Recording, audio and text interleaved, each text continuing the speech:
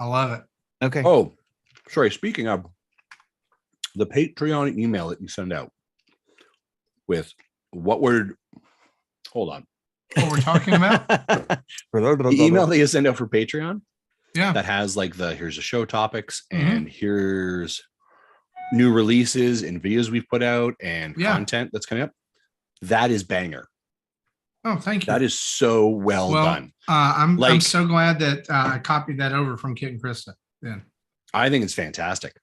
Like, I really hope people like it. I hope, honestly, I hope that people will. Like, I haven't got any complaints. I think that's in a lot of ways. I think that actually covers a lot of the community spotlight stuff that Tim does. Are we recording right now? No. Yes. Oh. Okay. Yep. We should. Well, the same community stuff that's in that update is what I put in the notes too here. So I honestly, I'll say what I was going to say. It's nothing bad.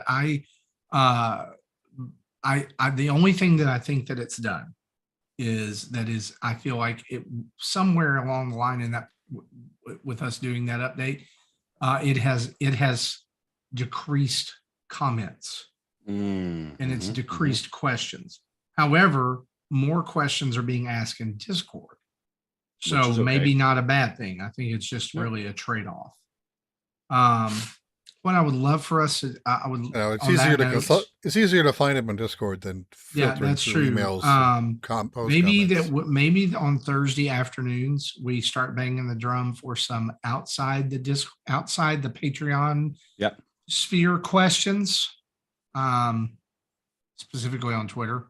Maybe might increase engagement there. That's all. I don't know. Twitter and Facebook, if we want to get them crazy. I mean, what do I know? I'm not a social media manager. I'm not. I'm never going to be, hopefully. It sounds like a lot of pressure. It is. By the way, I don't know if I said anything about these, but these Joy-Con. Oh, those are nice. Guys, look at the side profile here. Those are thick. These are, they give your hand something to hold on to. Nice. They have gyro. They have a integrated D-pad. Wow. And you can take them off and play with them. These are not like the ones where what are the Power A or PDP Joy-Con where it only works if you put it in here. Yeah. And it has the nice NES.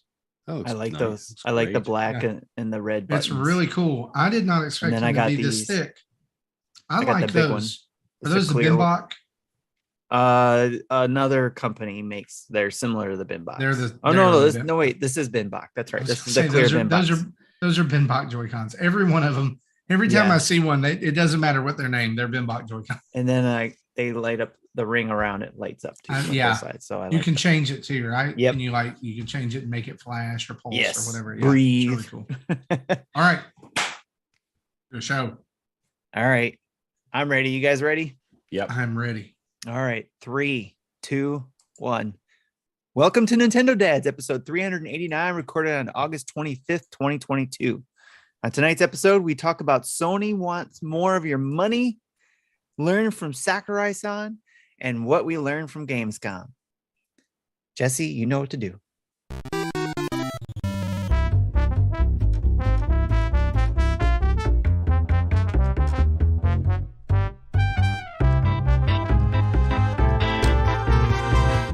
Hey, what's up, everybody? It's Marty here. You're listening to Nintendo Dads, and it's episode 389, August 25th, on the eve of the Splatoon Test Splat, or whatever they're calling it for Splatoon 3, where you're going to get to go play Splatoon 3 for 12 hours and see that it's just like Splatoon 2.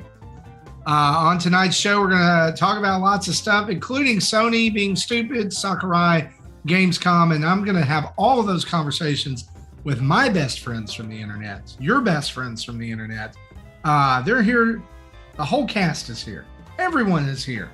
Justin Masson, how are you, sir? I'm doing well. Thanks for asking. Doing great. Excited to jump in. I don't know if it was deliberate, the rhyme there, Tim.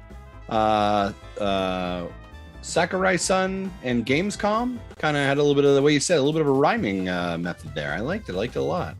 I'm doing well. Thanks for asking. Thanks for being here. I'm excited to talk about Sony's stupidity. I have lots of opinions on that, as you would suspect that I would. I'm sure you do. Business Justin might have been sending out tweets this morning at 6 a.m. being like, "This is the dumbest thing someone's done." Yeah. Okay.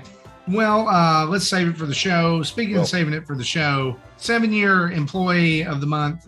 Actually, by the way, guys, I just want to throw this out here. We're episode 389, right? If we do a average of 48 episodes a year, which that's pretty good record, right? Maybe 4 or less episodes a year we don't make. That's 8 years of Nintendo Dads.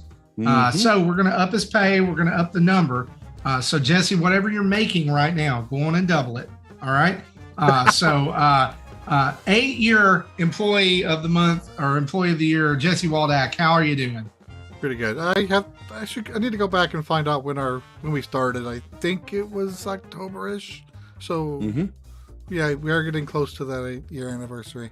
I think it was the first inaugural episode. I think was the end of October, because I had just come back from New York, where Amiibos were just freshly revealed in the Nintendo New York store, and they are behind glass. I should maybe post those photos soon again on our Twitter page. I love it.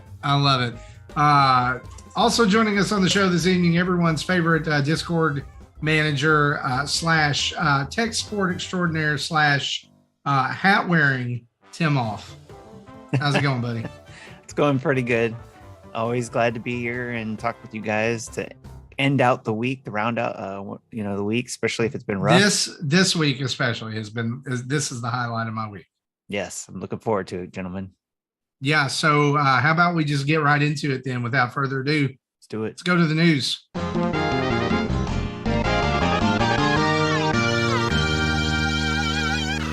And our news is brought to us each and every week by you guys over at patreon.com/Nintendo Dads, where you can jump into the greatest community on the internet. Yeah, I said it. We're the greatest community on the internet. If you want to dispute it, tweet us. I don't care. Come to our community and dispute it. Yeah, come and join our community and then tell us it's not good. Because guess what? We'll probably win you over. You're gonna get greeted by tons of people. You're gonna get integrated into awesome conversations.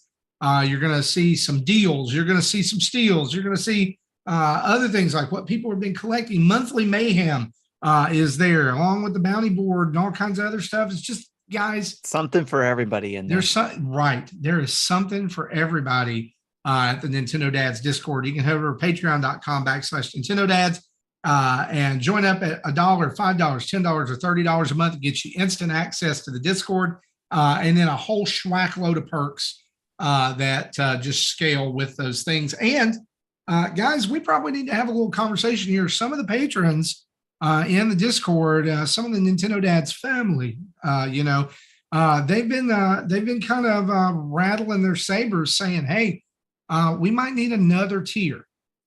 Might need a new tier." All right, so just throwing that on your radar. Didn't know if you'd seen it. Acknowledging it. We'll have a conversation about that, and hopefully it'll come down the line here. So. Before we dive into the news, guys, I've got to ask you an important question. It's a burning question on my mind. Here it is right now. And you cannot say, all right, this is a poll question. You cannot say all of them, and you cannot say you don't have an answer. So here it is. Are you ready? Ready. All right. Fantastic. Yeah, Justin's ready. Everybody else can just fall in line. Ready. All right. So here we go. Which is cuter, a puppy, a kitten, or a baby hippopotamus? Puppy. Kitten. Tim has to think about it. A baby hippopotamus. Well, I guess I'm going to be the tiebreaker then, because everybody said one, right?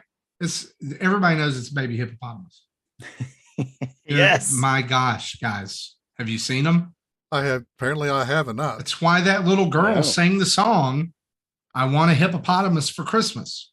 That's right. The greatest Christmas song of all time. Anyway, I just had to ask because I don't know. I mean, hard-hitting questions. That's the next Splatfest. I threw a poll up. That's the next Look, I've got a poll going on my Twitter, on my personal Twitter account right now. Let's see who's winning. because I bet it's baby hippopotamus. And it needs to be a Splatfest for sure. Right now, or baby blasphemous kittens are winning at 50%. Baby hippopotamus coming in at 12%, and puppies at 38%. What is wrong with you people? Not enough people know about the baby hippo. Sounds right to me. Cats are the devil.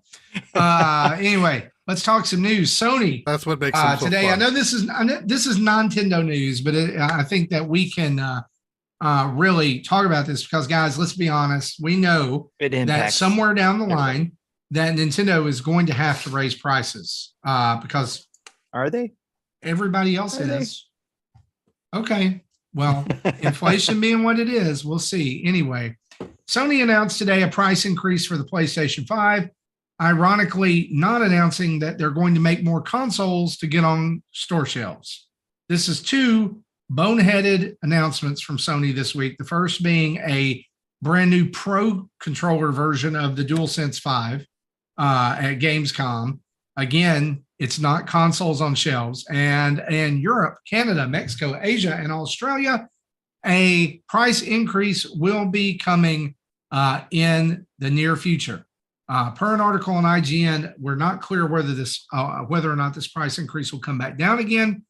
But Sony's top priority is to improve the PS5 supply situation. I really don't know how this is going to do that. However, this follows a similar bump from Meta on its Quest 2 device, up $100. And Microsoft even kind of weighing in here. They say, we're constantly evaluating our business to offer fans great gaming options. Our Xbox Series S suggested retail price remains at $299 or 250 British pounds or 300 euros. The Xbox Series X is $499, 450 pounds or 500 euros. No comment from Nintendo. Why did we expect one? Justin, you are like literally have an expression of glee over here on this. Let's Hold on, go. I need to get my I've got to popcorn. hear. Hold on, I need my popcorn. Yeah. Like, need my get your popcorn. snack, Get ready settle for business, in. Justin. Here he comes, guys. Business Justin. There's so many layers that I'm going to break us down. First, I'll break it down at the Nintendo level. Nintendo will not increase their prices. That's not going to happen. If they do, I'm going to jump in quick and say they kind of already did OLED 350. Yes, there it is. So my point here, because they're not going to. I don't think they're going to increase it more. No. So Jesse, great job. You pulled out point number one. Here's the reality. Things cost more. Can I try another point that could possibly be it? Sure. Why don't you try, Tim? It's been out since 2017 already. So why increase the price of something that's already been out since 2017? Let me tell you, when you increase the price when there is a perceived additional value for the consumer.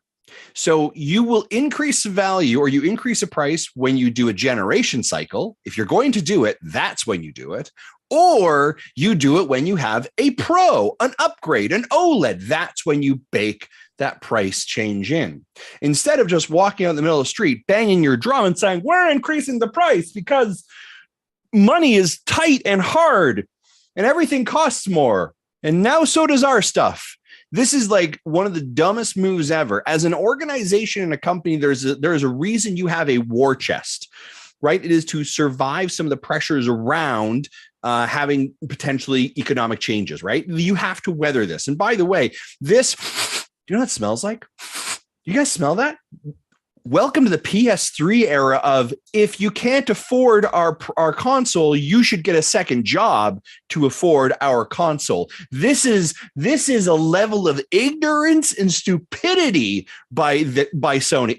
Yes, things cost more. You are already a high price console that people can't get in an economic time where inflation continues, money is hard, you've come off of a pandemic. You think people want to spend more money on your console? You're an idiot. So you need to bake in value. Now, here's what they could have done, right? Sony, hey, how are you? It's hey, look at me. Look, hey, It's been a rough day, hasn't it? Oh, it's been a rough day for you. All right. I feel bad for your PR firm. I feel bad for your social media people because they've been getting destroyed all day. Let me give you a couple quick tips for what you could have done to avoid this. All right, here you go. Hey, you don't have a new, not raising the price. Yeah.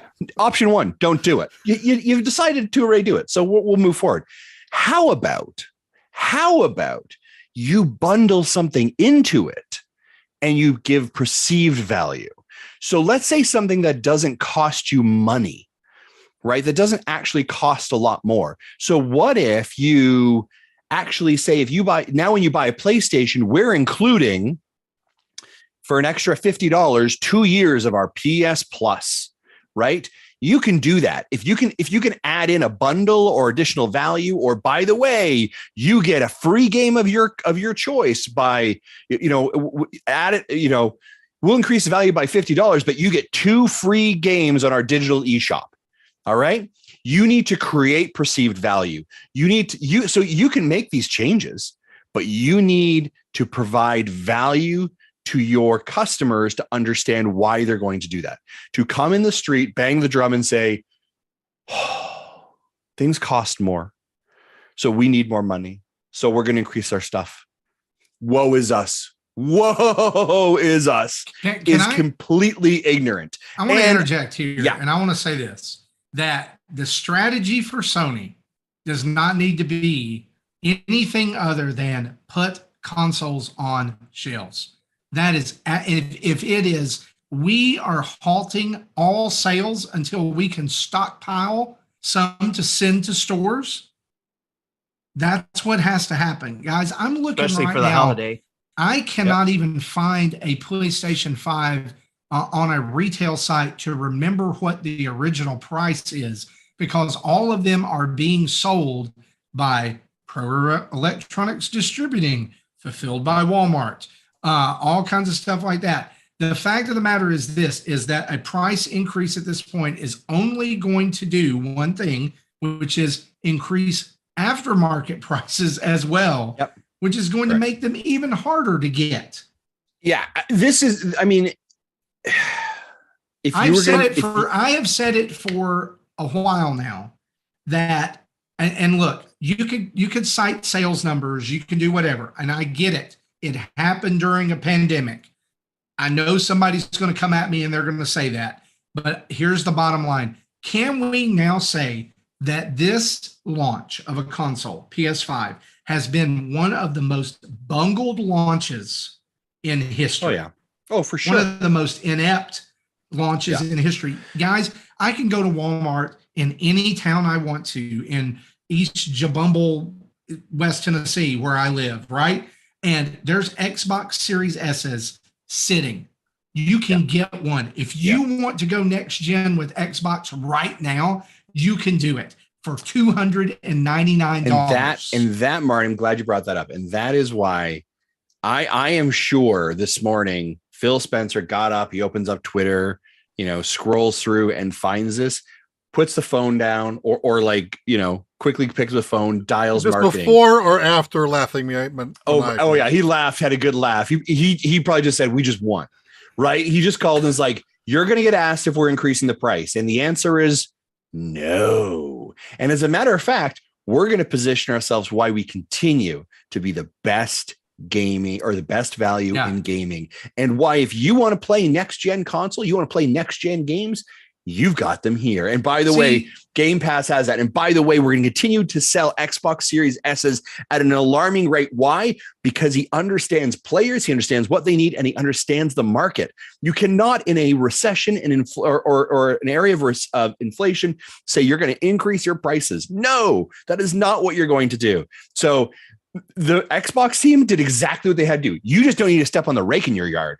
Just say they're all staying the exact same way they are, and you've won, right? Like this is so easy for Xbox right now, and you are going to continue to see Xbox Series S's go off shelves. You're going to see more sales there.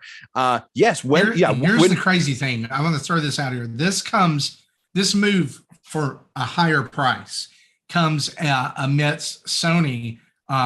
This was reported in May of this year that Sony gaming and network services business earnings tripled in the last quarter, to 55.6 billion yen. Here's what I think is happening. You want, if this is just, and maybe I've not seen this take on it, but I'm gonna throw it out there.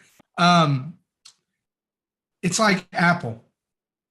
Apple says we can charge this much for an iPhone because it's an iPhone. Mm-hmm. Doesn't matter if it's worth that. It's an iPhone, and so people will buy it, right? But at least they don't change the price mid-cycle. They don't. And let me say this about the price change too before going to the next thing, is that I was just reading up on this, and this was on the PlayStation blog, that these price increases are immediate in every region named except for Japan. They are immediate. Japan gets until September 15th when it goes up. So, but here's the thing. Sony, I think, is taking the angle here of, this is a PS5. You know what a PS5 is. Yeah. So you'll pay it. Yeah, but I think that goes back to hubris. It's been the thing to get, right? It's the status symbol of owning a PS5 at this point. Not anymore, maybe. Well, but I mean, like, so using your Apple analogy though, Marty, when Apple has their event in early September and they're going to show you the price of the iPhone, it's going to be more probably than what the last one is. Yeah, and we can all go, yeah, okay, sure, because I'm getting a newer camera. I'm getting all these like you can perceivably. I can pay it over 2 years. You can perceivably understand the value. Oh, it's a new chip processor. There's a new camera. You can get all those things. But like the box that was sitting on the shelf in GameStop yesterday is the same box that's sitting in the GameStop tomorrow. Yeah. Nothing has changed except you just put more zeros behind it or more dollars on it. That is the issue, right? When I first heard about this, my first thought was maybe they're doing some rebalancing because of currency differences, similar to what Nintendo did last year in Europe. So I crunched some numbers, and these are coming out, with the exception of Japan, these are coming out to about $550 systems in US dollars. Japan, because the yen is so bad right now, is actually, with the price increase, is like 450. So someone asked a question, will they lower the price? No, they won't. They'll lower the price when the PS6 comes out and they want to, then that's when they'll lower the price. They will not, do not expect Sony in a year from now being like, hey, you know how we increased it by $50?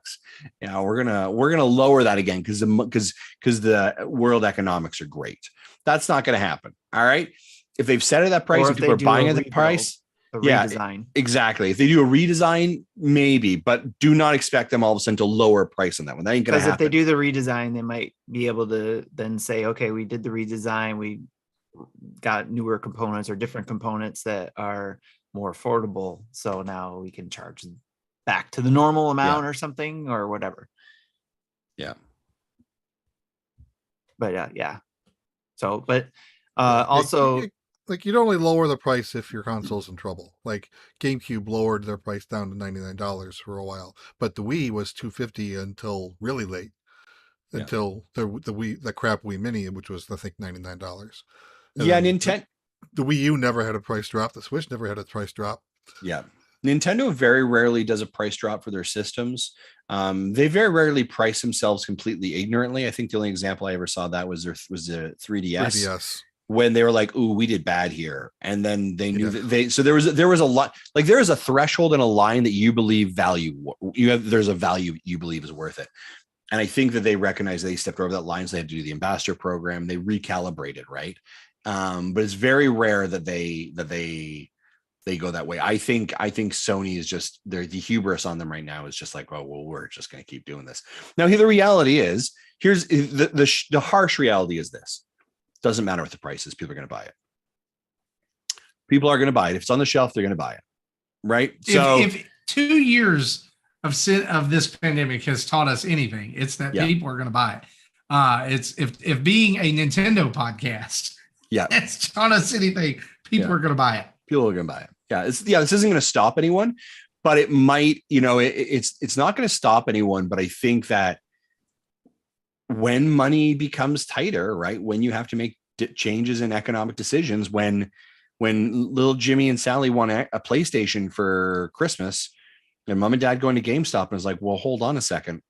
I could each get you your own, Xbox, and they play the games too. And it's more costly. We can afford that. Right. Where Sony's edge is in that is IP, right? I mean, let's be honest. Microsoft has Halo. Yeah. Microsoft has a couple other lesser IP than Halo, but you're still waiting on Xbox's IP.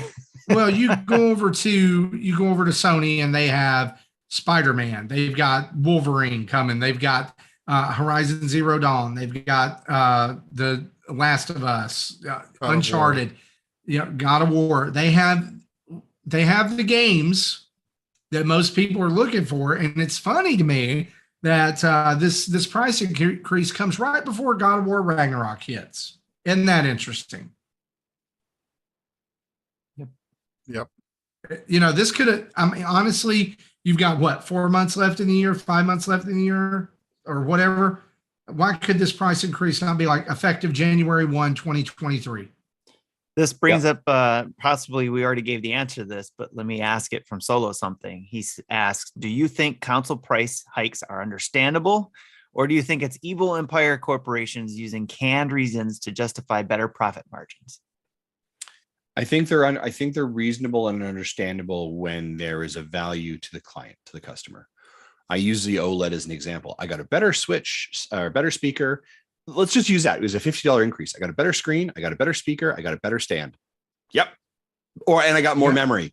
Do I believe more there's memory and white Joy-Cons? Yeah. Do I believe there's a 50? Do I believe those things equal a $50 value? Yes, I do. Does that then justify it? Yes, it does. If the box sitting on the shelf yesterday is the same box as tomorrow, nothing's changed, right? So, and it's $50 to $100 more. $50 to $100 more. Like in Canada, I don't know what the conversion is in Canada. I think it's higher. Like that's a game. That's a game, right? So hey, by the way, congratulations, you got your console. Do you want to play a game? I can't afford a game. Cool, right? So I don't know. In like Canada, I said, the Ultra HD Blu-ray disc drive one will be $650, up from $630. How much was it before? $630. So it's gone up 20? 40? 630 to 650, so it's $20. $20. Yeah. Okay. So I mean, it's not like they're asking for like your firstborn's right arm or anything, but still, guys, people are pinched. Yep. Mm-hmm. You're selling as many of them as you can. Look, here's the reality. Here's the reality of the situation, right? So you think about this. If Xbox and Nintendo raise their prices right now, you go to your store, what do you see? Xbox and Nintendo are sitting on the shelves, right? Yep. It's not a total sellout. Sony is selling every single one of these they make. It's like from the factory to somebody's hands right now. So it's a guaranteed sale. So to me, this is kind of like, hey, let's make some extra ching ching bling bling, right? Yeah. Let's do it while we can.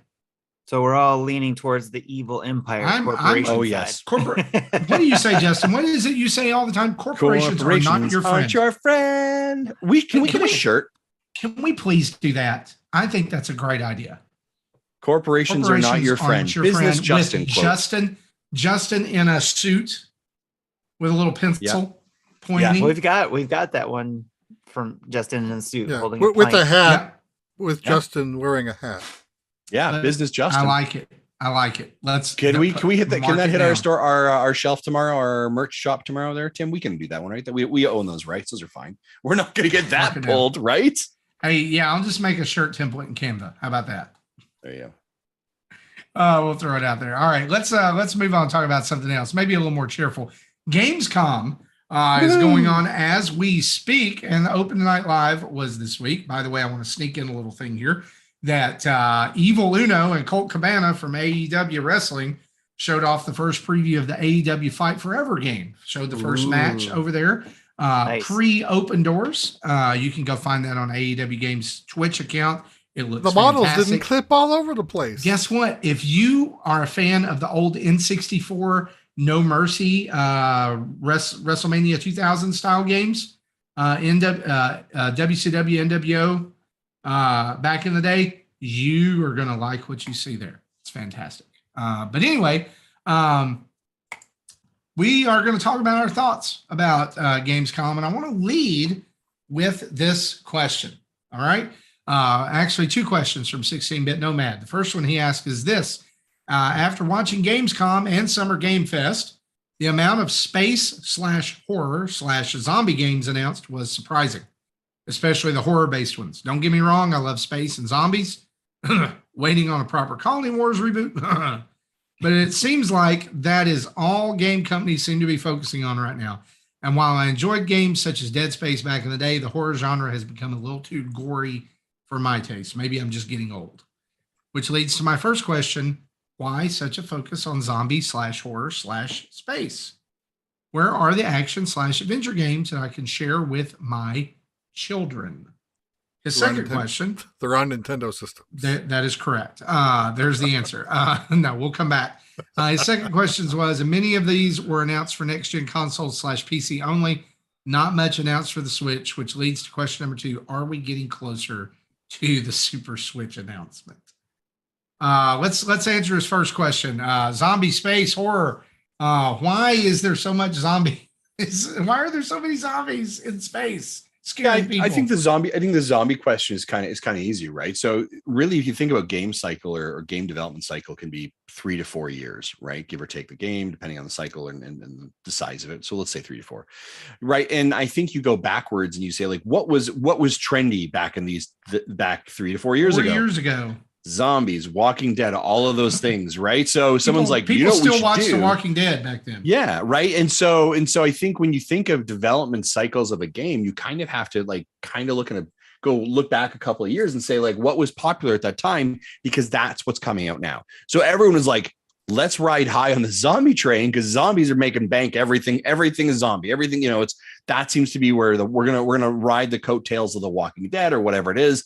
So therefore, it's going to come out. And then someone says, but the zombie survival forest, southern United States, day 20 Resident Evil, that kind of thing. Those are all done. Like, we got to be better than that. We got to do something different. What do you think we should do?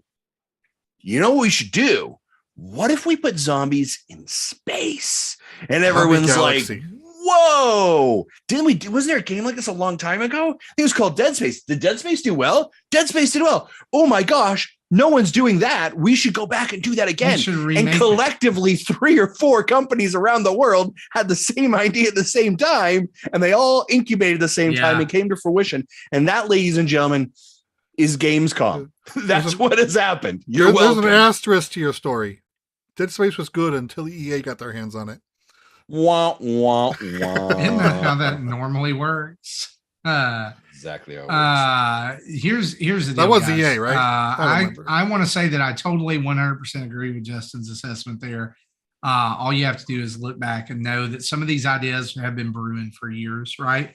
But I would also look at the massive success of the Resident Evil 2 and 3 remakes, as well as Resident Evil 7, Resident Evil 8, which is what's out right now, right?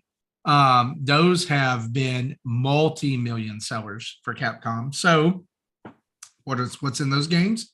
Zombies. What's in those games? Horror. So I think that there is a obsession in our culture today with being spooked, if that's one of the words that I could use for that. I think it's more of like as movies have moved away from that, in a lot of ways, the idea that you can control it and have it in your home and have it be personal has become huge. Interactive horror or interactive spooking, if that's what you want to call it. But I think that's also with the advent of the personal screen as well. So as for games you can play with your kids, that's one of my critiques of next gen so much, is that it seems like more and more and more big budget, large scale, largely promoted games are games that I would not want my kids to play or not want to play with my kids. And that's a problem. I don't think that is I think that's an industry problem. All right. I'm not going to say it's a Nintendo issue or an Xbox issue or whatever. That is an industry problem when all of the big franchises are about ripping people's heads off, shoving rockets up people's buttholes or all kinds of stuff like that. Like we have an issue there.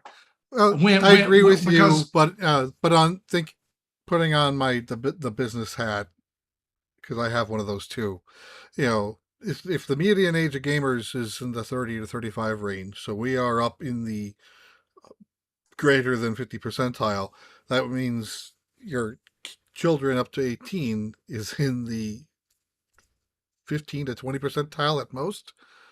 So those companies are looking at more the middle range, the 35 to 65 percentile, and that's their target audience.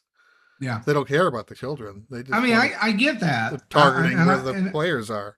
I understand that, but what I'm saying is that whether or not that's a monetarily fueled decision or not, I think it's an issue. I think it's a problem. And this is where we go back to the discussion of having multiple consoles too, because for what we've seen, you can't have everything on one console. You can't have everything you want on one console. As much as you want to, as much as you try or argue that Nintendo needs to have everything or Sony or Xbox, it's not going to happen. So that's why you have the Nintendo console for the majority of your family-friendly games, with maybe a few in there for, when the kids go to bed, you can play. Or you do your family-friendly stuff on the Nintendo, and then when the kids go to bed, you break out the Sony or the Xbox to play those games that you wouldn't play in front of your kids or something like that. So yeah, interestingly enough, I'll talk about this maybe a little bit later when we talk about what we've been playing, all right, or we can talk about it here. The fact that the whole kids go to bed, you can break out your Switch, or you break out the other console. It's for that very reason I ended up deleting Cult of the Lamb this week, because I did not get to my son before he played it. And I was like, I was going to say something to you about this and tell you don't need to be playing this right now. And he was like, yeah, I had a little bit of, it was a little weird. And I was like, yeah. And it just confirmed to me that that's probably not a game that we want to have in our house. Yeah. That is nothing. And listen, I want to say this. That is nothing against anybody who likes the game, and that's nothing against the people who made the game. It's a fantastic game, but it's not right for us. And you have some of these parents who are surprised that how can a game that looks so cute be this incompatible with my family? And I'm like, animation has been doing this for 20, 30 plus years. Happy tree friends, can I say that? So, and most of anime throughout its lifetime. Mm-hmm. So yeah, just because it's cute doesn't mean it's kid friendly. Right. What I say about me also when you watch this show. Yeah. Just because I'm cute doesn't mean I'm kid friendly. Let's ask Kawaii. This circle back around here to 16-bit Nomad's second question. Not a lot of Switch announcements at Gamescom. Let's just be honest. Most of them were indies. So, what we found is that the only time we're going to get anything that we want to hear from Nintendo is when Nintendo does its own announcements. When Nintendo tweets. Mm-hmm. So we shouldn't expect too much unless it's from a third party on what Nintendo will have. Yeah. So do we think that we're getting close to a Super Switch? No, I don't think Nintendo's lack of presence or communication here is an indicator of anything other than Nintendo beats at their own drum. Do you know what I mean? Like Nintendo it's the does what third Nintendo party. wants to do. The third parties are more interested in putting out games for the PS5 and Xbox Series as opposed to the Switch. And we cannot forget the impact COVID had on the development of games. We were told we were going to see this impact. And we thought we'd see it during COVID, but then people were saying, no, you're going to see it after the pandemic slows down and people start going back to work and all that kind of stuff because of the adjustments that were made and the pauses during development. I think that's what we're seeing. I think it's interesting. Hey, it's Chad B says in the chat, the Treehouse. That's what we got. You know, you're very right. Like the Treehouse, they said this is how we're going to communicate. This is what we're going to do, and they did exactly that. I'm sure Nintendo had a presence there, like a booth where you can play some of their upcoming games. I would assume. They did. Right? Yeah, they had the booth at Gamescom. Yeah, like they did. They've done that They'll before. They'll be at PAX as well. Yeah. They announced today that their focus at PAX is going to be Splatoon 3. The booth is going to be themed around that. Yeah, no shocker there, right? So I like Venom NYC's suggestion of build a PC and do a PC, have a PC be your second console essentially. Well, especially with a lot of games coming to PC. My other suggestion for you would be Stadia. There you go. Stadia. Yes. Basically, because even through the PC, you can play those cloud services. I'm gonna go one better. Don't build a PC. Just get a Steam Deck. There you go. Because it connects to a TV. Yeah, take your $650 that you would have spent on the PlayStation and put it in your order for a Steam Deck. And I am the last person to advocate. And then wait for, 9 months. PC and wait. Gaming. You're gonna wait anyways. Yeah, you're gonna. Yeah, I mean, wait for at a least, PS5. At least you're guaranteed one. Don't you put your money down? That's right. Right. So that's our take on the Game Awards. Not a huge deal. Gamescom. Awards. Can we announce or can we talk about what was announced? Yeah, we will actually talk about some of the things later on that were announced for the Switch. Oh, okay, it's in the game release section. But I just wanted to know if there was anything announced too that you guys noted or from Gamescom. Was there anything announced that you guys are looking forward to? I have a few that I'm looking forward to. Honestly, I didn't keep up with what was coming out on other systems. It's been kind of a hectic week. What do you got there, Timmy? I had it playing in the background while I was working and stuff, so I got to catch a few of the things that they were announcing. And the 4 games that I have are Lies of P, which is the Pinocchio game, the steampunk Pinocchio game, which looks freaking awesome. It just looks freaky. It does look freaky. I guess some people are saying it's like a Souls Pinocchio game. That's because that's what we needed, a Souls Pinocchio game. That'll be interesting. Then the Last Case of Benedict Fox. It's a Metroidvania game that's coming out for the Xbox, I believe, or will be coming out there as well, I should say. Phantom Hellcat, which is a hack and slash game. I love me some hack and slash games. And then one that's actually coming into Nintendo that'll be on our list later. I'll talk about. So I actually have two for Nintendo that are coming out. So what were you saying, Jesse? I'm sorry. Hambone Johnny says High on Life. Yes, those were the 4 new ones that I that popped into mind. But High on Life, they had an awesome gameplay video of that, and just makes me want the game even more for sure. High on Life. Is that from Rick and Morty? Rick and Morty, guys. Yeah. Okay. Yep. It was freaking hilarious. The gun's voice is Morty's voice, right? I think it's just. something like that. I still haven't seen an episode of Rick and Morty, and I need to. What? The Rick and Morty is fantastic. All right, Marty, you said you got a couple? Well, we'll talk about them later in the game release updates. Absolutely. So that kind of closes the book on Gamescom. Kind of most of the energy that I saw around Gamescom online among gaming enthusiasts and journalists both was not really about games, but it was really about, oh my gosh, we're back. We're live in a live event. People are in the building. It's sold out. People are going to be here. It's going to be awesome.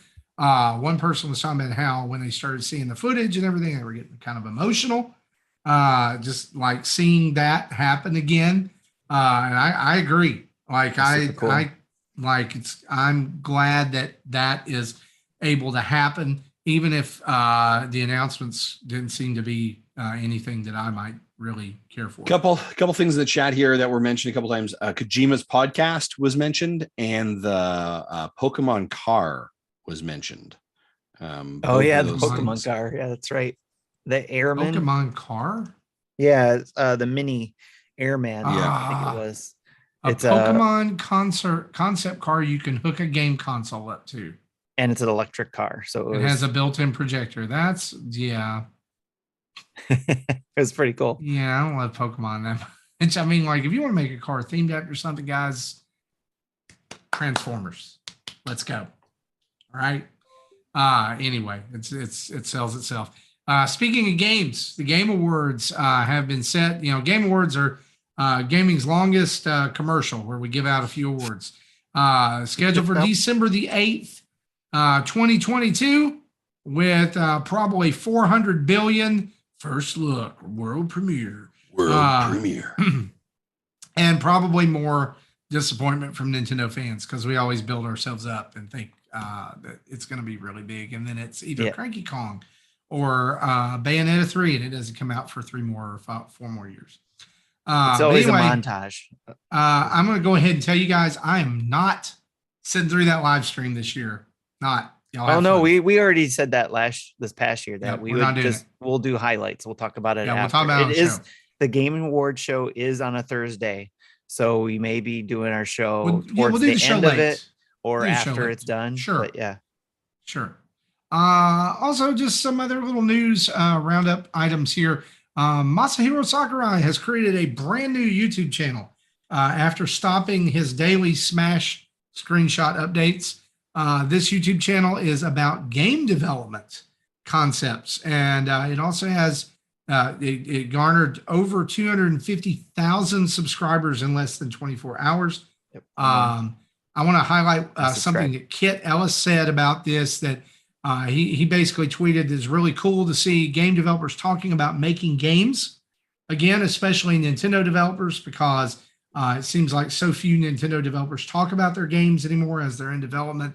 It just kind of feels like maybe they don't enjoy doing it. Well, Sakurai-san isn't technically Nintendo, is he? Because so he's doing this under his own banner. Well, he does have to get permission to talk about certain Nintendo things, he said, but that's one of those. It's Sora company. Is that let's let Nintendo go ahead and buy that? It's Sora Limited. Yeah, whatever it's called, but buy it. There you go. Just go and buy it. I don't know if he'd want to sell. He would be afraid they'd just make him make Smash until forever. Nintendo Treehouse happened today. This is Thursday as you're hearing this recording.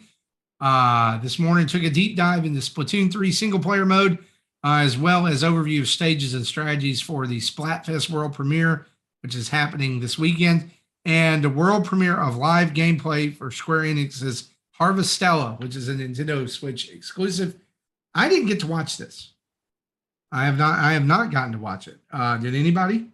Yeah, I had it on in the background while I was working, and it was quite distracting actually because it was a lot of good content in it. Anything stick out about the Splatoon 3 single player mode?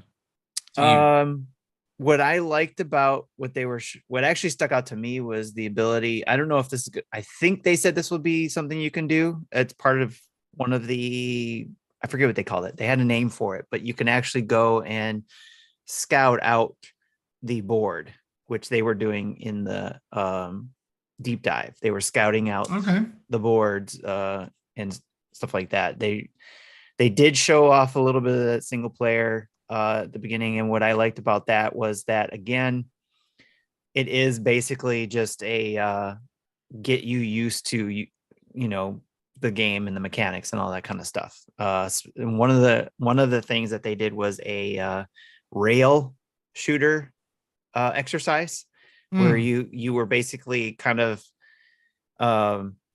you were riding the rail and shooting objects. And in order to keep paint coming so that you could ride that rail, you had to make sure you cleared those objects out after you shot them.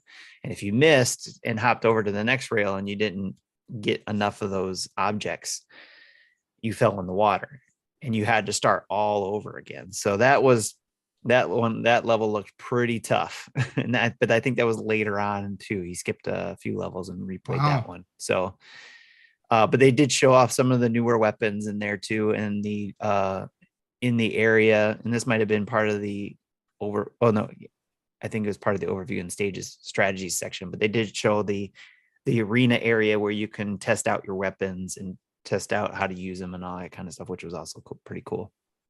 Gotcha. I was just trying to, as you were speaking, like trying to look over some stuff, maybe from Reddit or some other things. There's a surprising lack of recap or reaction, like lists, right? Or articles out for this. And so it's really hard to find any information unless you just go watch the video. For me, I thought it was pretty fun to have, and there probably was lacking information for people who are hungry for Splatoon 3 stuff. At this point, they're just going to let people find it out. Yeah. So, but I like that they did some gameplay in the single player mode, showing off what you're doing and how you learn how to use the mechanics and stuff. And then I did get into the demo today, just to do the tutorial and get it ready for this weekend. And I will say this, I thought that the hub, like the cityscape, like I was critical of that. I was like, oh, it's a cityscape again. That they did a great job of making it more open and more explorable. There's some nooks and crannies in there for sure. Yeah, and it kind of makes me wonder if they're gonna like do some things with that.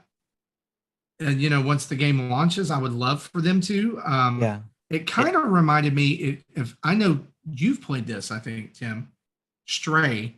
It kind of reminded me of the city in Stray that you get to early in the game, the slums. The slum. It reminded me of that. It's kind of like dirty looking and all kinds of stuff. I don't know. I mean, it's pretty built very well. City-esque. Yes. I thought it was really good.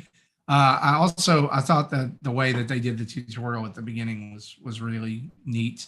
Yeah, that was pretty cool. It looks like you're gonna for some reason you're gonna have a salmonid little buddy with you. Yeah, that's interesting. I thought that was you get cool to customize him too. They showed that off during the single player, that you can use your pet essentially to distract enemies, so that you can hit them from the other side essentially. I like it. That sounds good. And then the Harvestella playthrough that they did was I think very helpful. It didn't help me make a choice in pre-ordering it, because I still think a demo would help me more make that decision, which there isn't one yet. But I say yet because it doesn't look like it's for me. It looks like Xenoblade and Harvest Moon had a baby, and I'm probably good call there. I'm not into that. It looks interesting. I'll say that, because I mean it's one way to put it is the way you did it, or like an Animal Crossing crossed with because you're building. Well, I guess maybe not Animal Crossing, but probably what you said is probably the best. But I kind of also crossed it with Final Fantasy because of the way it looked. So yeah. But yeah, it does look like Final Fantasy. Yeah. I mean, we were all chatting about it during the Harvestella gameplay one in our Discord, in our game events channel, and lots of varying views on it, which was great discussion. A lot of people are into it, especially Nintendo, who's obviously Nick from our Game Pass News podcast. And he's into those type of games, and so he's looking forward to it, but is a little leery on it as well. So we all think it would be great if they did a demo. So I mean, I might play a demo, like honestly, like I might try that and see if it's something for me. But Yeah. Yep, makes sense. Yep, if you're not in the farming type stuff, then it's probably not for you, because there's a lot of that. You farm, you got to sell what you make or grow, and then you earn money so that you can then in turn do buy things for yourself, I guess. And then also you go out into dungeons and caves and all that kind of stuff, and forest and what have you, to kill monsters, and you get seeds from those monsters, and that's what you put in the ground and grow. Seeds that you got from monsters. Well, yep, still doesn't sound like it's for me. But I'm sure there's some people out there who are gonna like deep dive this, and great, good for you. Yes. Let's talk a few game release updates and round out our news. There's a couple of games here I wanted to mention that got mentioned at Gamescom that are coming to Switch. First is Return to Monkey Island. This one's out on September 19th. They showed some new footage from this. And Hambo Johnny asked, are any of the dads planning to play Return to Monkey Island? The trailer during Gamescom was great and definitely helped keep my hype train chugging along, releasing on International Talk Like a Pirate Day. I mean, come on, how perfect is that? Are you mateys? I'm in. Yes, I am going to play Return to Monkey Island. I can't wait for this. Yes. No, Justin. Okay, Jesse, I have never played a Monkey Island game. So no, but you played lots I haven't of either, but I Leisure play Suit this. Larry games. So Jesse feels like a guy who would have played Return to Monkey Island. Like, he's got Monkey Island vibe all up in him. yeah, there are some point and click games I like. There are some that I haven't tried. I haven't played the originals either. I'm looking forward to playing this one. Can I tell you, I'm the type of person that there was enough controversy about the art style of this game. It just made me want to play it even more. I ignored it. I ignored the controversy. It's not Zelda, it's Zelda. Some of you guys have not been in the Nintendo community long enough to remember that. That when Wind Waker got shown off after, we got the like realistic Zelda tech demo for the GameCube, and then Wind Waker came in, they're like, it's not Zelda, it's Zelda. Like, shut up and play. It's the best Zelda game ever made. Anyway, this is another game that I really, really, really like this game. I'm glad you put this in here because now I know how to pronounce it. Dorfromantic is releasing on September 29th on Nintendo Switch. It is a strategic, relaxing city builder. Yes.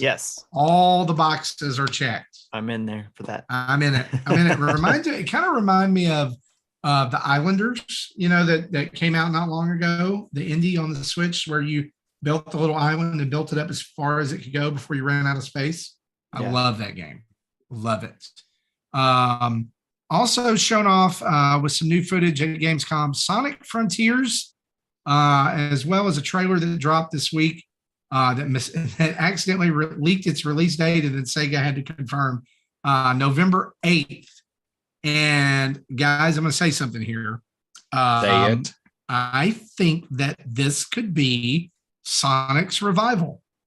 I really do. The more I see of this game, the better it looks. And I really think that Sega is in a place where they know this is make or break, right? Sonic has enjoyed a wave of popularity thanks to the Sonic movies being halfway decent video game movies and being just good movies, fun family movies in and of themselves. Sonic Origins was not bad. I mean, it wasn't good either, but it wasn't bad. So they've had that. This is a brand new Sonic game. And I really doubted the open world thing, but like they're making it work. I'm excited. It looks cool. I'm excited for it too. And here's the thing they've got to nail, right? Is combat can't suck. And being an open world too, it can't be, as we've seen, people will call it out. It can't be sparse. I think this is a case I would like to believe this is a case where they're deliberately not showing you everything. Yeah. If that makes sense. Yep. Right. And now I'll put it this way too, is like, obviously there's Sonic's been going down with the games in most cases. I mean, just Sonic games have sucked for a long time. Yeah. And I think that's because of the generation that grew up with Sonic, really loved those games, and just as it went up, it eventually had to come down, and nothing could meet those where everybody wanted it. However, yeah, you have a new generation of kids, like my Sam. By the way, Sammy says hi, everybody. So what's up, Sammy? He loves Sonic games and was into like the Wii Sonic game, which are Colors, I think it was, or that was on the Wii or on the DS. The DS and Wii U Sonic games were some of the ones he loved, and a lot of people didn't like. He loved those, and that's why he loved the movie when it came out, and he was all about it. And it was great to see his reaction to that. And then when Frontiers was announced and the way it looked, he was very excited about that, because it was like Sonic Breath of the Wild for him, so he's really looking forward to it. So him and like others like him in that generation who grew up with the newer Sonics that we didn't like because they weren't the 2D ones, they were the 3D ones. I think that's generation that's really trying to click with. Sonic Adventure was great. The very first one, they just made subpar 3D games for a long time. Yeah, it wasn't that the material was bad. It was just the games themselves were terrible. Right. So a great 3D Sonic game. Well, we expected a lot more too. Well, a good 3D Sonic game has to do two things. It has to deal with the issue of speed, and also has to deal with the issue of level design. Yeah. And so both of those things have to click for it to be good. And really the Sonic whole franchise's over reliance on secondary and tertiary characters needs to go away. Like I want just give me Sonic and Tails and Knuckles and Metal Sonic. That's it. I don't need any more. I don't need Big the Cat and Poop the Dog and all kinds of other things. Like I don't need any of those people. I just need Sonic. All right. Amy can get out too. I don't care. It's like you're a pink hedgehog with a giant hammer. Why? I don't care. You never explained anything about this character. But anyway, Sonic Frontiers, November 8th. Not playing this on Switch, by the way. It's going on my PS5. But I'm getting it. Day one. I'm excited about it. A little to the left was also announced. PC and Mac on November 8th. Consoles, including Switch, are to be released later. I'm not familiar with this game. What is a little to the left? This is announced during an Indie Direct. It's like an organized game where you kind of, you have like a row of candles and you put them in the right order, but then every once in a while, like a cat paw might swoop in and just destroy your work. Oh, that would. I remember that one from the showcase. I can do it.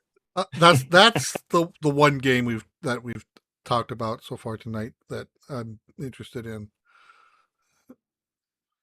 And delayed on Switch. Like I'm with you until you get to the cat messes everything up. Yeah, I don't know how frustrating that's going to be. Cats are terrible. Also announced at Gamescom, unless they're kittens, then they're beautiful. Well, they're winning right now. I'm glad my cats can't hear you, Marty. They'd be disappointed. Well, I'm disappointed in your cats for existing. My cats are jerks just because they're like. That escalated quickly. Wow. Remind me to tell you sometime how I've been replaced with a cat at my parents' house. Anyway, it might come from that. Moving Out 2 will be released in 2023. That was announced this week.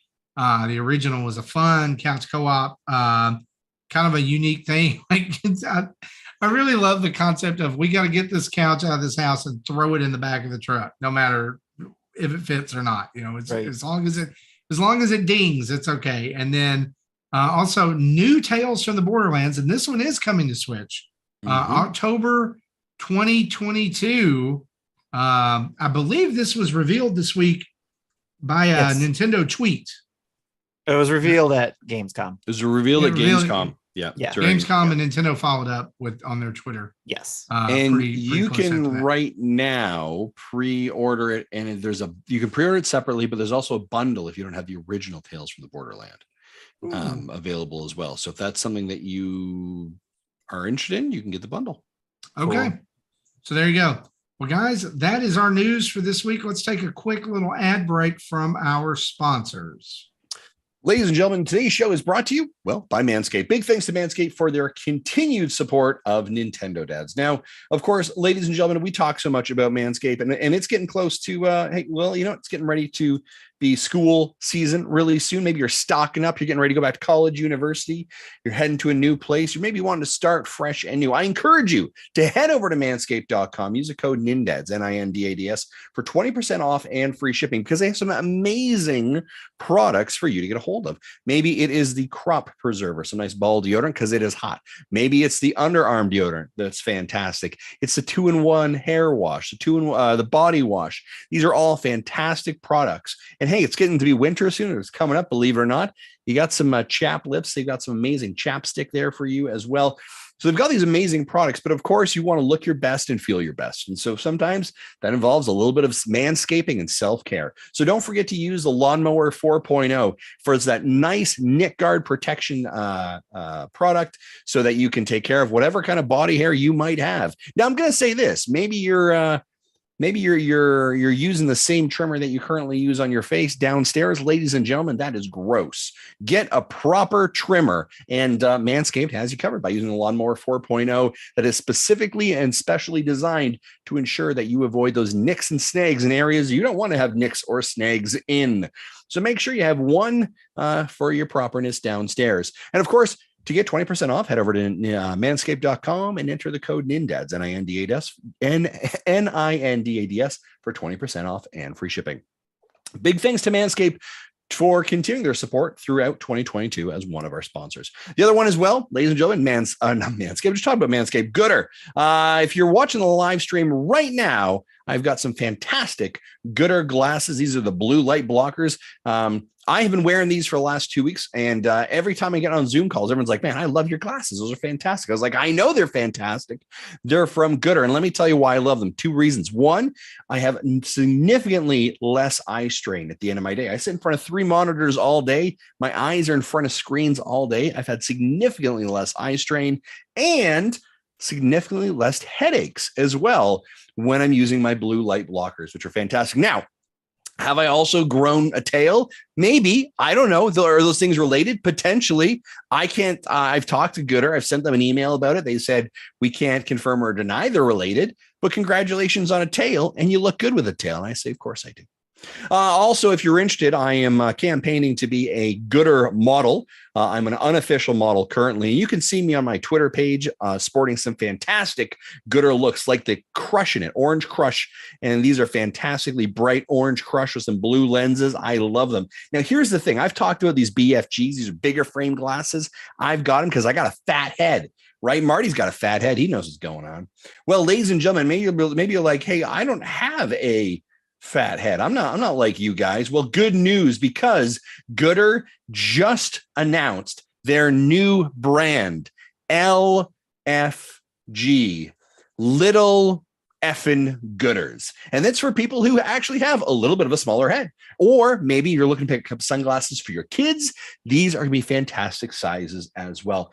I love Gooder products. We all are using Gooder products here. Sunglasses, the blue light blockers. We've talked about them before. They are fantastic, fantastic product, and for a great reasonable price as well. You're not breaking the bank when you go and buy Gooder sunglasses. They're affordable, they're durable, and they look awesome. And they have amazing styles, and they have this great app. If you jump in there and you take a look at the Gooder, you can actually virtually try on the glasses before you even buy them.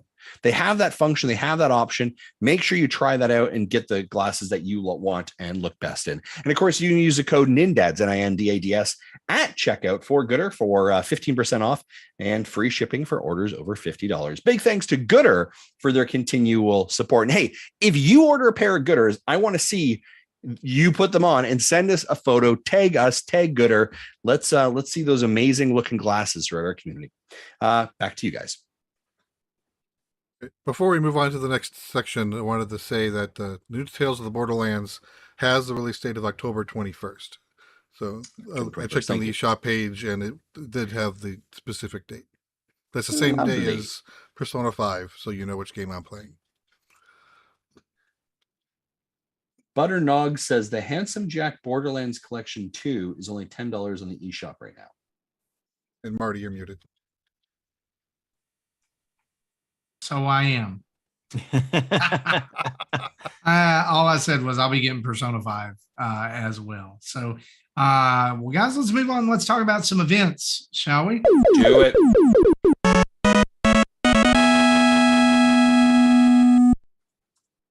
All right. So coming up this weekend, Splatoon 3's Splatfest World Premiere is free to download, and you can play on August 27th, starting at 9 a.m. Pacific time. And running to 9 p.m. Pacific time. One-on-one turf battles will happen for the first 6 hours, and then after that, it will shift to 4v2v2 tricolor turf war battles to round out the last 6 hours. The teams you can choose from are rock, paper, and scissors. You can download this demo, if that's what you want to call it, or test fire right now, and you can go ahead and join up with your team as well as pick your loadout. I was really surprised. There's several clothing options and weapon options already unlocked for this demo. So you can go and see those in there as well. Also, the dinner table is coming up the third Friday of the month. This will be, you can join in if you are a Patreon subscriber or Twitch subscriber. You can join in Friday, September 16th at 10 p.m. Eastern.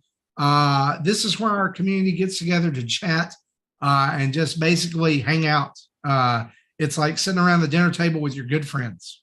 All right. You never know what topic's going to be brought. You never know what people are going to say. And we do not record this because we do not want to ruin the environment of being able to freely share and talk about things that are going on with people and sharing. So, you have to be a patron, but we definitely want you there if you're a patron.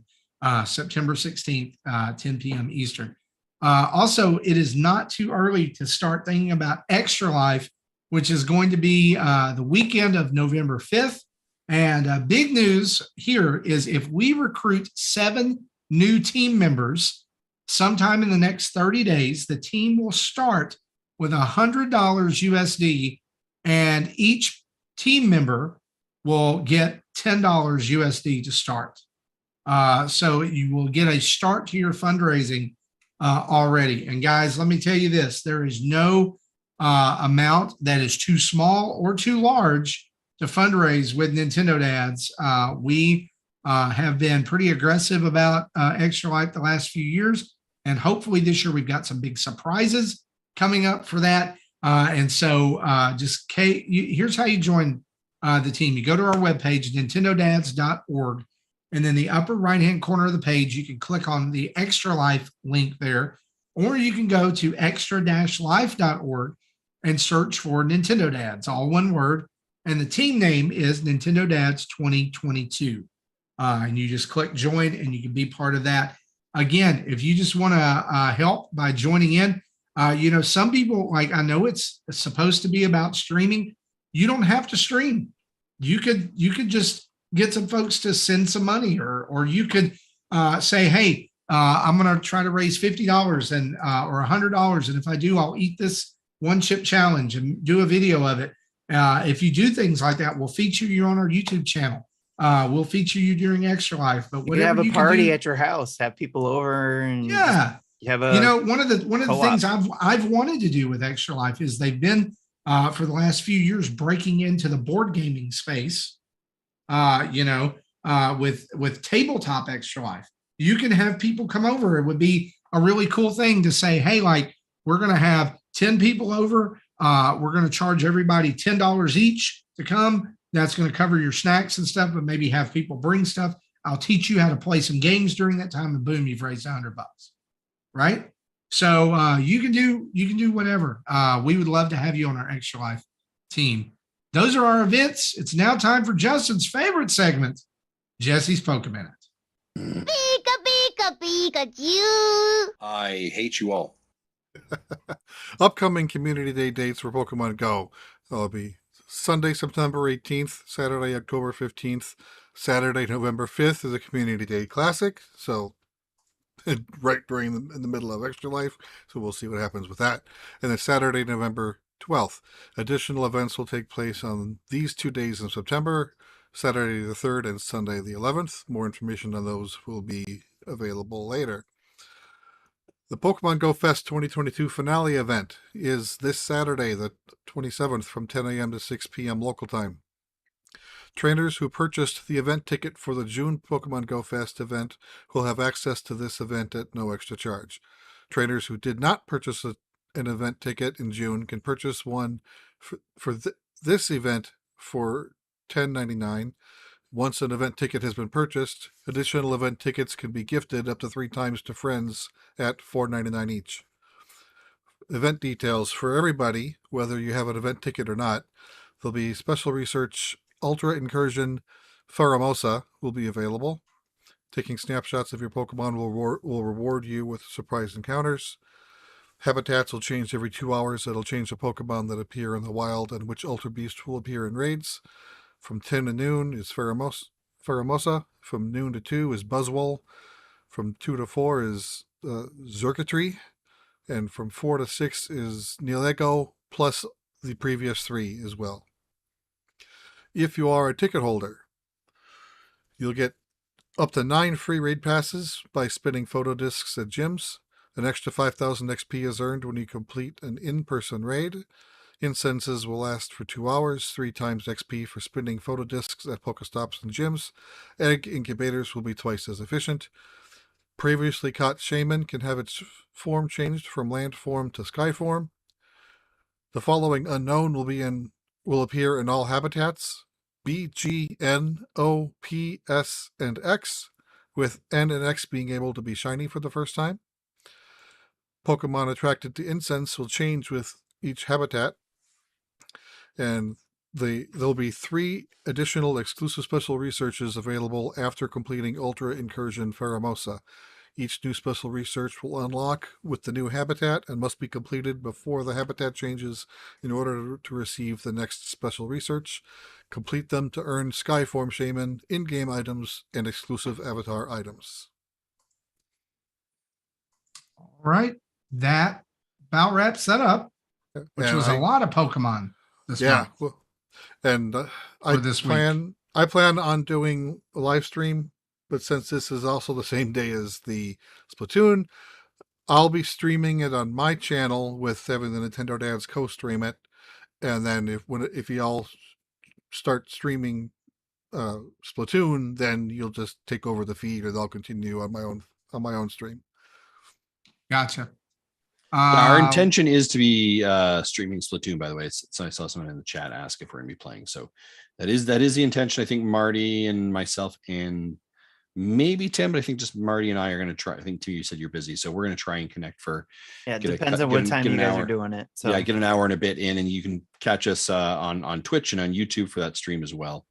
I'm sure lots of people will be streaming that day for that, by the way. Oh yeah, absolutely. But we're the only ones you want to come see. That's yeah. I mean, don't ignore all those other people. Yes. I mean, why? Why would you watch them? Speaking of watching, let's talk about what we've been playing. Do it.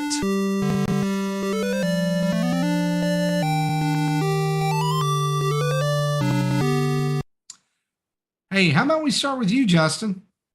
Sure. So what have I been playing? So I have been continuing my playthrough of Cult of the Lamb. I'm still very much enjoying that. Here's what I am going to say about it. I struggle because I am finding more, and I don't know, Marty, did you find a lot of glitches in the game, like bugs, like soft crashes? But I did hear that there is there's been a patch that's been put out to address some of that. Yeah, I got the patch, and yet I'm still having some. And there's nothing worse than like when you go through like a good run or you're at the boss and you're like doing awesome, right? And then all of a sudden it like soft locks. You're like, you're kidding me. To make things worse, PlayStation 4 and 5 players, there's a bug where you cannot manually save. Really? The autosave Oof. works, but you can't manually save in the middle. Oof, that Oh sucks. gosh. I had a case where I was in a really good run, kind of had the right loadouts, and I ended up dying. And I'm like, okay, well, I'll just sacrifice one of my followers, and I go to sacrifice, and they just like stood there and just stared at me, and I'm like, oh, now we're stuck. So that sucks. I've had a couple cases of that, or where the game shuts itself down. So still enjoying it, but those instances are like, so like. It's that, okay, maybe I'll put it down for 2 weeks, wait for a couple patches to run through, and then come back to it. The other game I have been playing, though, is Cursed to Golf. And we have a video up on our YouTube channel right now that you can watch. This is a fun game. Now, I will also say very, very openly, and the developer is very open about it as well, that this is a game that is also riddled with bugs. They have put a patch towards Nintendo to start doing some making some updates to it. But I will also tell you that I have not found many of the bugs or any of the bugs in this one at all. But this is it's procedurally generated. Every single course is different. And you have to get to the hole, or get your ball in that's golfing in the cup by a certain amount of strokes. But during the game, you have cards that you can play that have special abilities. And so you can go into a match. It's like, oh, this, if I play this card, when I shoot the ball, when it's shooting across an area, if I hit B, the ball instantly stops and just drops. Like there's nothing on it. And that can be really strategic because there's other spots in the courses that you have to hit like a gold statue. You get 5 extra strokes essentially. Right. So it's kind of a little bit of risk management of like, do I want to try and get the extra strokes, or do I want to try and get the hole? And there's obstacles that you have to avoid, right? Like sand traps and water. And then there's kind of like these challenge areas. So you'll have your regular courses, and then you'll go to the kind of like, I'd say a bit of a challenge area, and they'll have like kind of additional conditions. So like in this time you have 3 more strokes, and then you have to do 2 strokes, but you can only shoot to the left. And then you'll have to do that like 2 times. And then that'll complete, and then you're back to normal. And then it's like, now for your next shot, it's upside down, and the entire screen flips upside down. It's a very cool game. I love the design of it. This is another game that's kind of already got its hooks in me.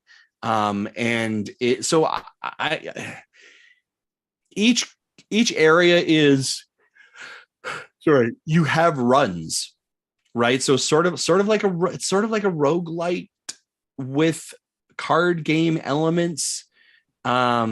It's very, very cool and very fun. Some great writing. I love the art style. This is such a on the go sitting, playing something, right? You're watching television, easy to play, easy to have a go at it.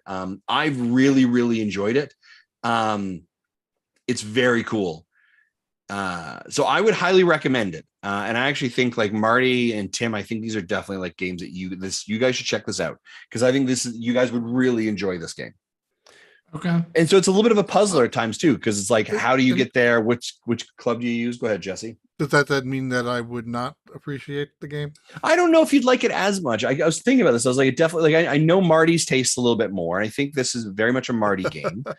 I think there's elements of it you might like, Jesse. I'm just not. I know. I still remember Golf in the Wasteland, and that game pissed me off. Yeah, and that was the thing. I was like, I know you don't necessarily love golf games, so this isn't like you have to be brilliant at golf. Like you have a driver, an iron, and a wedge. Okay, those are pretty stock things, right? And so the other part of it I kind of love is there is a little bit of like a tip and a nod to kind of what you're doing. You can go into it's the tea shop, and you can buy additional cards. You can also change your costume. And when you go in there, there's one that says plumber, and it's a red shirt and it's blue overalls. And I was like, I love it. And then the one right below it says brother. And I'm like, all right, what's brother? And it is blue overalls and a green shirt. And nice. I was like, love it. So there's some little fun things so that's Cursed to Golf. I'd recommend it. It's really, really a lot of fun. It's I'm between that and Cult of the Lamb. Like, they're great indie games. They're just kind of keeping me going. So that's it. All right. Tim, we'll throw it over to you. All right. I've been playing more Questy Chess on my Playdate. That just keeps my mind going. It's a great puzzle game. More Madden on my PS5. So good way to just jump into a football game. I haven't started a season yet. I've just been goofing around with, doing a quick game. More RPG time, The Legend of Wright on my Switch. Again, I've talked about this a lot. Plus, there's a video up on our channel for it. It's a very enduring game. I would encourage everybody to go check it out and at least put it on your wish list. And then this weekend, this week, I really haven't had much time to play very much, but this weekend, I'm hoping to find some time to play Islets or Islets. Marty, I think you've been playing that one, so you'll probably be talking about that more.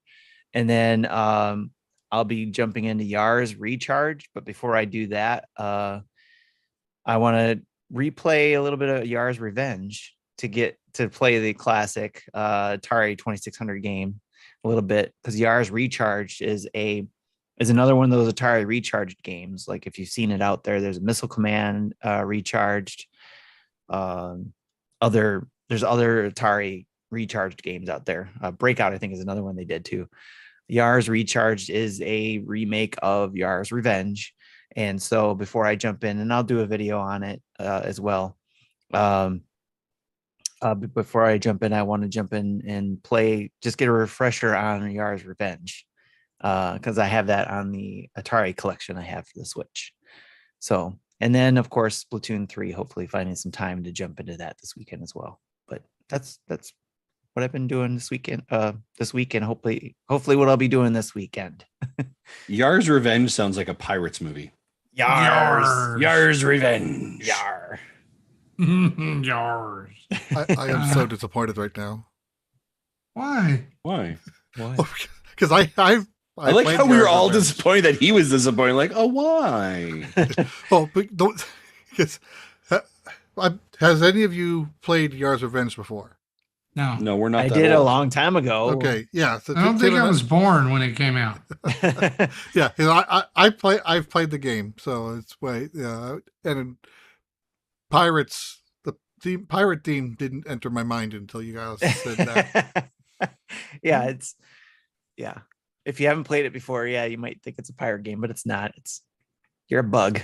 Nor is it related to Tasha Yar from Star Trek. Ooh, correct. That's a deep cut. Correct. Yeah, you can thank Ebersol for that one. Nice job, Ebersol. But check out Yars Recharged on the eShop. They and actually YouTube has I don't think eShop has it yet, but the YouTube, look up Yars Recharged and look at their launch trailer, and it'll give you a good idea of what the game's about. My understanding, and I could be wrong, I think this is also from the same developer that did Ding Dong XL.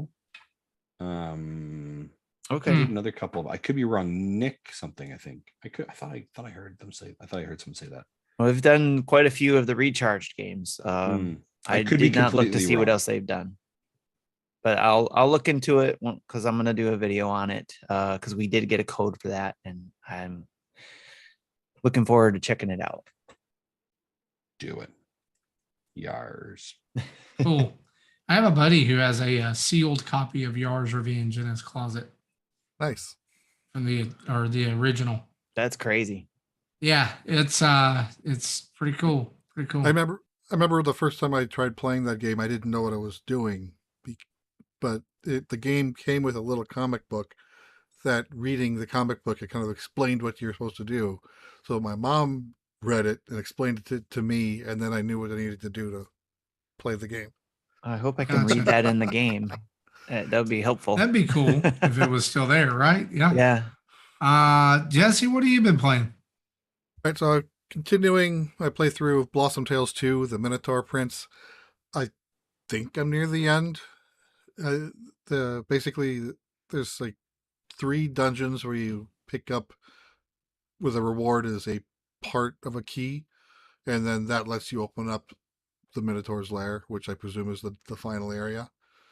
So I'm on my way to the 3rd key location. So I think I'm like 6-ish hours in. So again, not a long game. I did come across a point, and I tweeted an image of it yesterday where I soft locked myself. and I had to to to quit the title screen and reload it again, and I noticed that the timestamp of the save was in Greenwich Mean Time, so it was the right time, but it was just 5 hours ahead of me. I found that to be weird.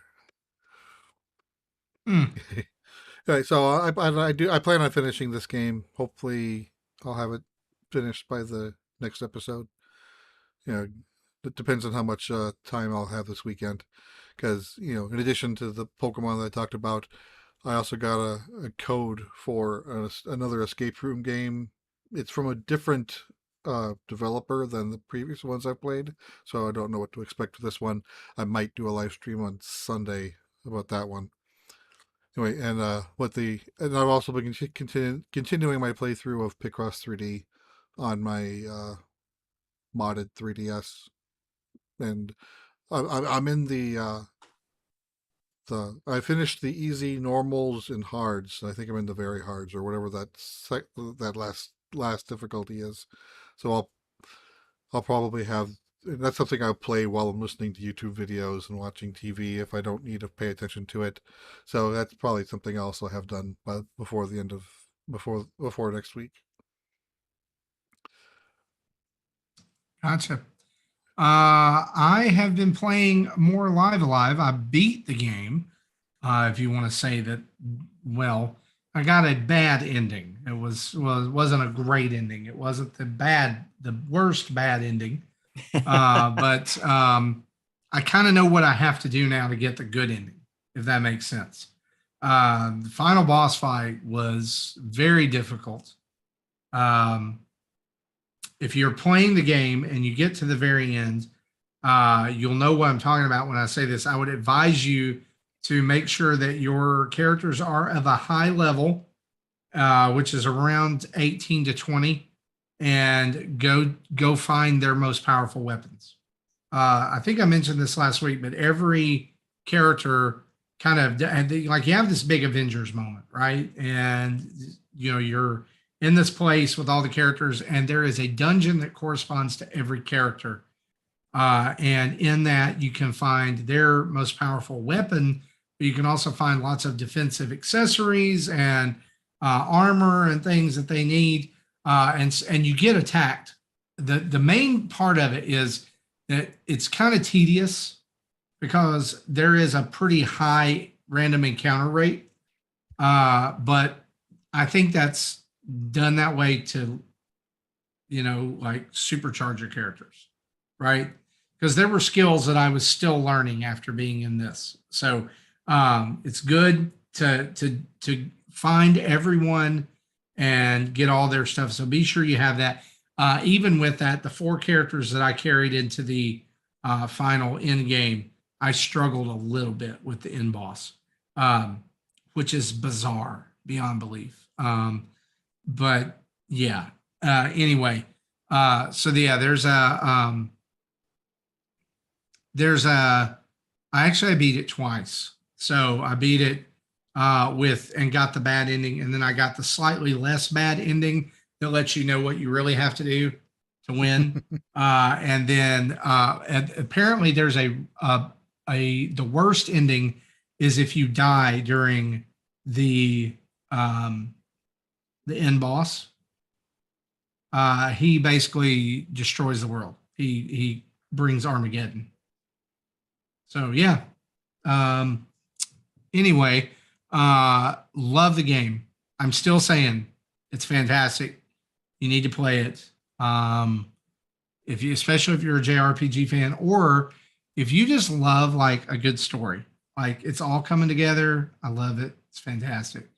Also today on our YouTube channel, we or is it out, Justin? Is it going to be out, or is it tomorrow? It's out. It's out. We have a video up for Islets, which is Islets.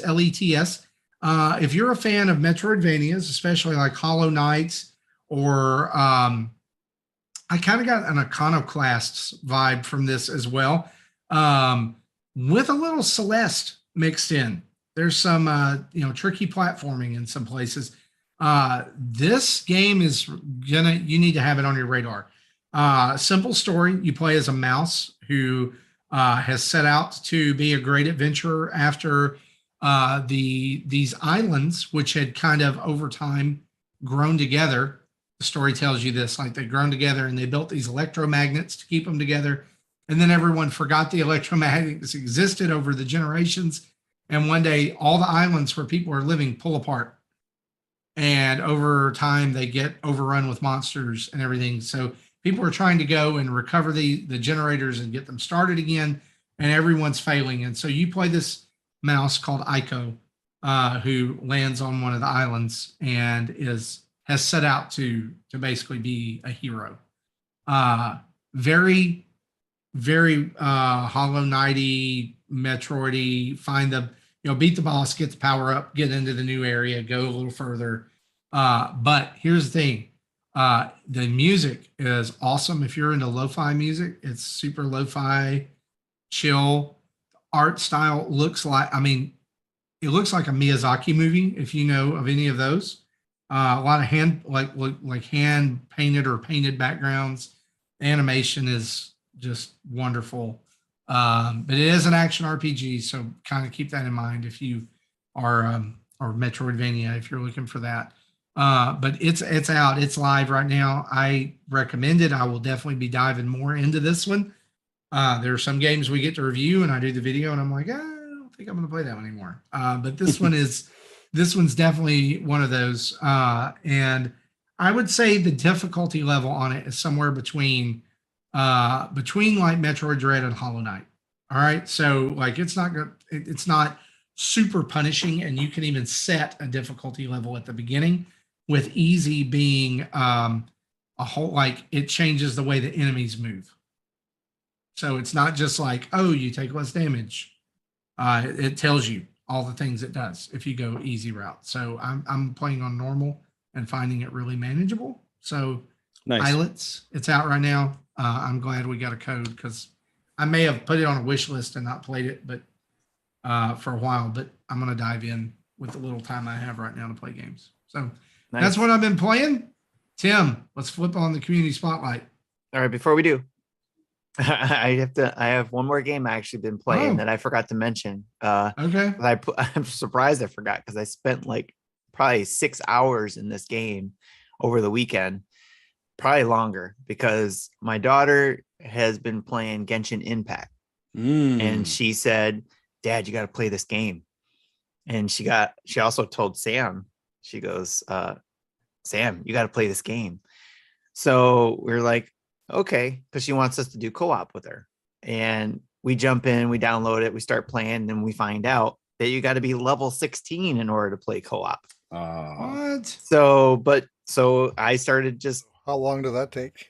I'm not even close to it. I'm at level 10 right now. And that was at 6 hours of the game, 6 to 8 hours probably of that game. I'll say 6 hours because there was some stops.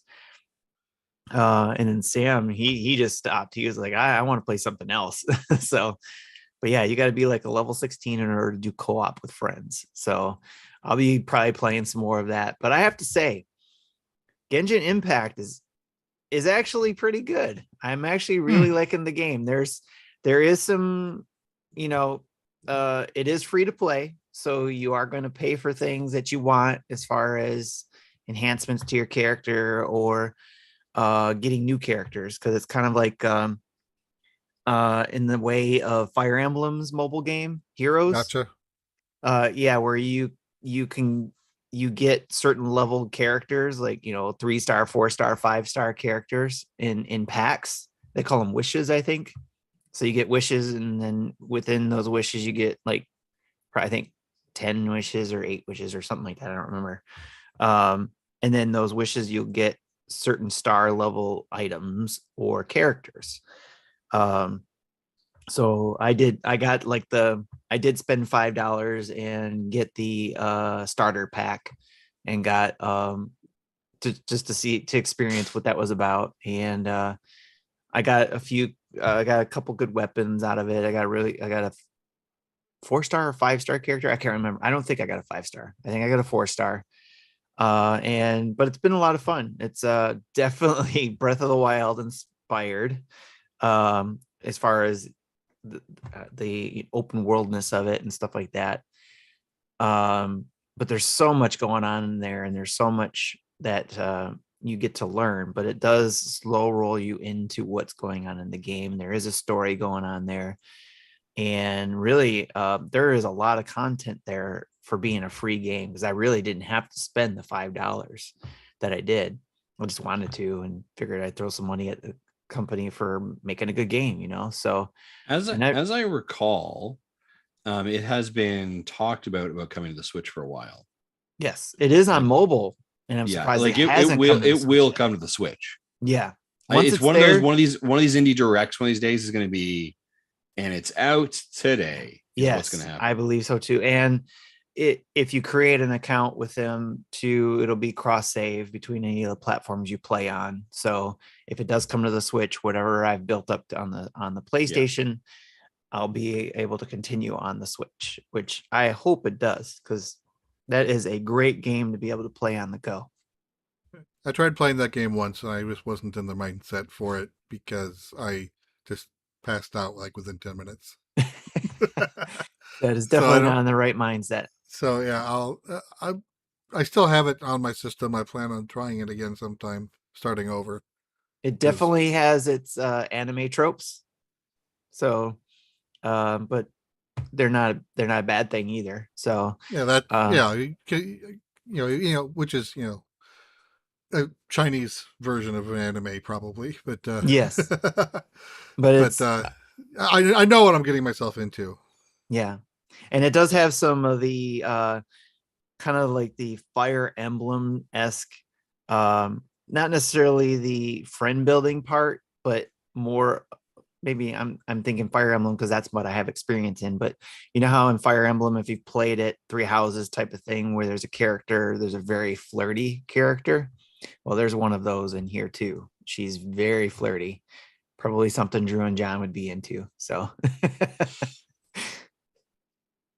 that's the other one I've been playing, and probably will be going back into to try to get that level 16 so I can play co-op with my kids. For about 3 days on my phone, and I just couldn't do it. I couldn't do it anymore. I don't know. It was too much. They threw too much at you at the very beginning. It has got a significant player base. Oh, absolutely. It looks beautiful too. I mean, I think it's a fun game, but it's like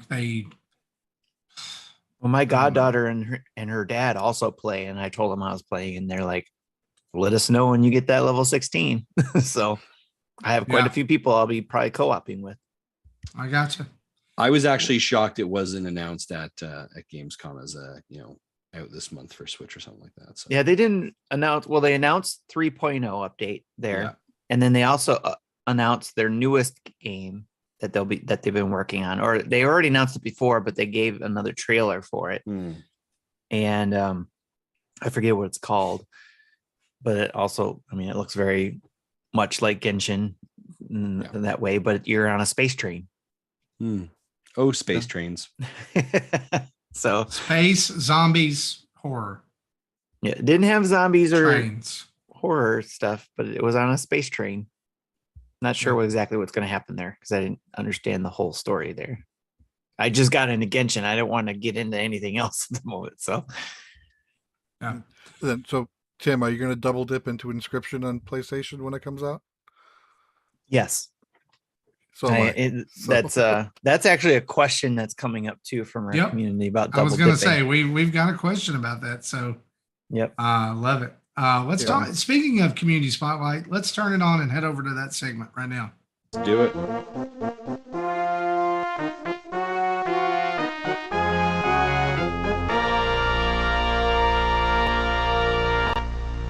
And I'm sure Micah Dragon's talking about all the waifus in Genshin Impact as well. So in our chat. So he just said it's just Breath of the Wild with waifus. Okay, yeah, perfect. There, I knew he would mention something about waifu about it. So, but I agree, definitely lots of waifus there. So, all right, community spotlight. We have contests going on in our communities with the various podcasts. We got the monthly mayhem. that the Dads After Dark crew do all the time. They're still in the middle of their Mario Kart Deluxe 8 with the new tracks. They're doing their monthly mayhem with that on the third track. It's going until actually it ended today, I believe. So, and then there's one more going from now until September 1st. That'll be the fourth track, and then they could go into head-to-head from there. Because right now it's just time trials. So they've been doing this. This is the second time they've done it, obviously, after the second wave launch. So if you're interested in joining the Mario Kart Monthly Mayhem the next time the wave comes up, then make sure to join our Discord, of course, and that's where you'll hear it a lot. And also listen to the Dads After Dark show. They talk about Monthly Mayhem all the time over there.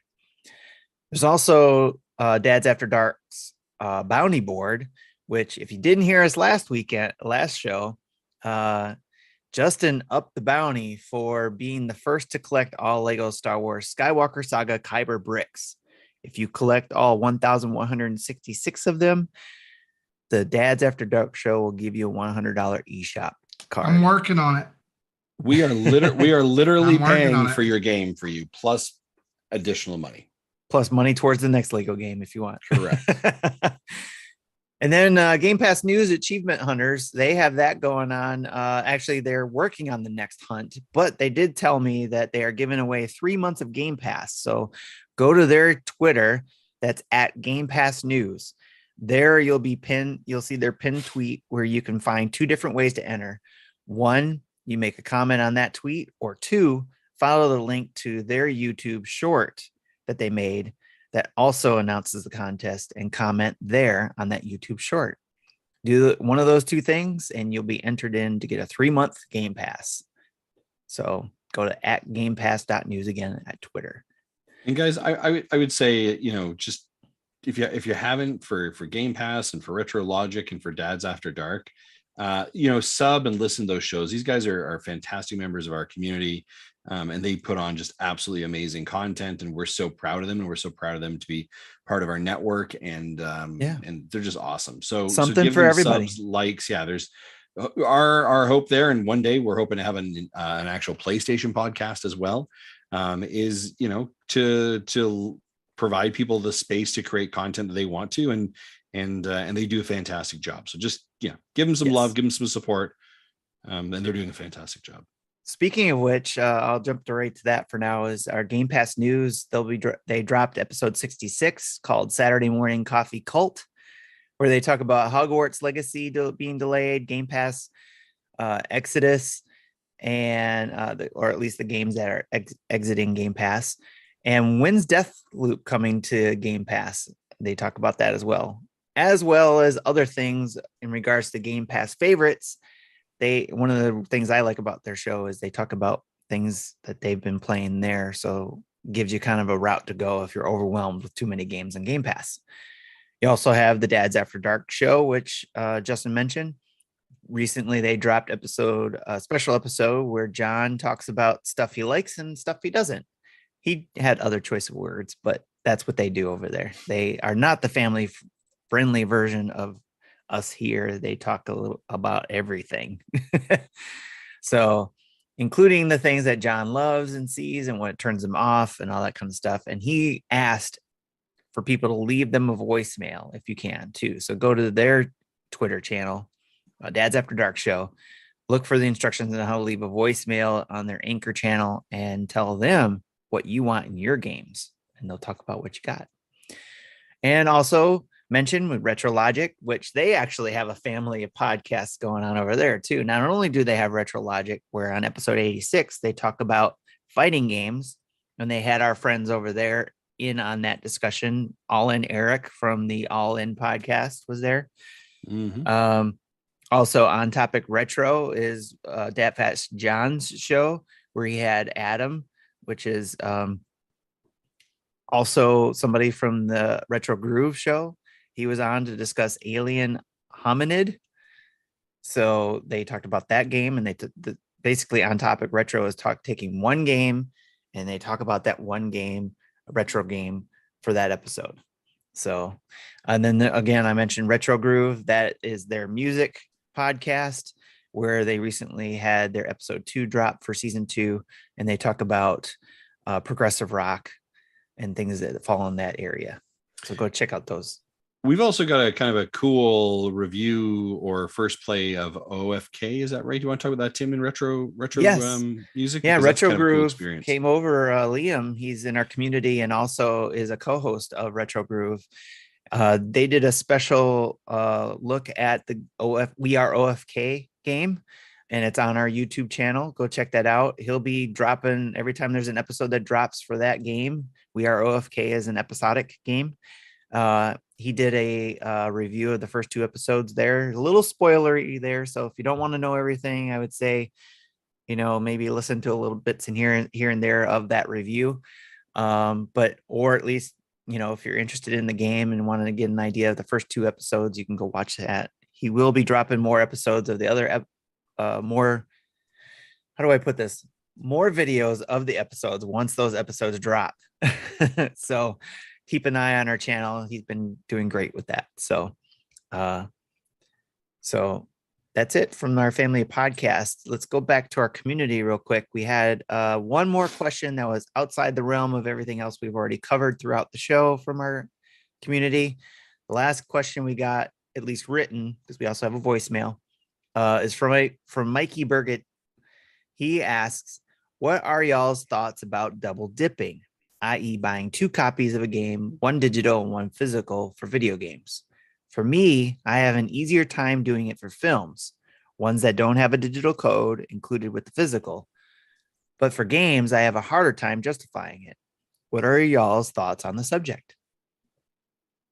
And we just talked about it too, like with the Inscription game that Jesse asked me about just before this. That's a little different in that it's digital in both cases, just on 2 different systems. True, but that is one example in a different manner, I guess, if you will. Right. So Jesse and I played Inscription on the PC, and now it's going to be released on PlayStation 5. And Jesse was asking if I was going to double dip, and I am, because I think you mentioned this, Jesse. We're both curious on how they're going to do certain aspects of the game on a console as opposed to the way they did it on the PC.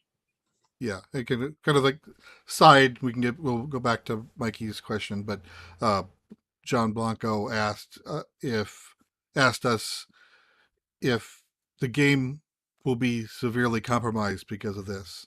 Oh yes, yeah. And my answer was no. There's only one part where they have to make a change, and I have an idea of how I would do it, and this doesn't include just throwing it into a virtual machine like they did for Doki Doki Literature Club. Which probably is all cryptic to everybody who hasn't played either of those games. Right. But there's twists and turns in both those games that you wouldn't expect, that depend on certain environments. So that's why that question came up. Yeah. And I think that for Nintendo fans, we know what double dipping has been for a long time, right? Because we Right. bought Super How Mario. many of us? We bought Super Mario 3 on the NES, and then we bought it in Super Mario All-Stars, and then we bought it for the Wii Virtual So much Console, dipping. and then the Wii U Virtual Console. And I bought it on the GBA version with added stuff, and then there was I bought it on the 3DS Virtual Console, and then now it's on the Nintendo Switch NES app. So how many times have I bought Super Mario Brothers? Right? I don't know if I've ever double dipped on a game, just to be besides that. I mean, like having a digital and a physical copy, except for my son and I have started double dipping on Pokemon because he gets one version and I get the other. So it's not really another double dipping. variation. That's another variation of double right. dipping. Yeah. There's I so mean, many it's, different. I know it's different, but that's the closest we get. Yeah, like I don't normally buy physical games, as y'all know, but you know, Doki Doki Literature Club Plus, I did buy the physical version just to have it as a collector, in addition to have purchased it digitally just for the ease of play. And if I waited until I got this, I would have waited the next 2 or 3 months, and I didn't want to wait. And that makes a good point too, because I think that's where a lot of people stand in double dipping. If it's a game, like for me, it's Metroid Dread. is a version of double dipping that I had. It's if it's a game you're looking forward to and all, you want it, you're wanting to play it, and thankfully it was a great game for me. I bought the digital version so I could play it immediately at midnight, and I also ordered the special edition, so I had the physical version coming, but I didn't want to wait to play it, so I had the digital version. Yeah. But I also bought it. My son also bought it, so he had a copy of it. So, I gave my special edition cartridge to my son and bought it digitally. I'm like you. It's a balance between collectability and ease of use.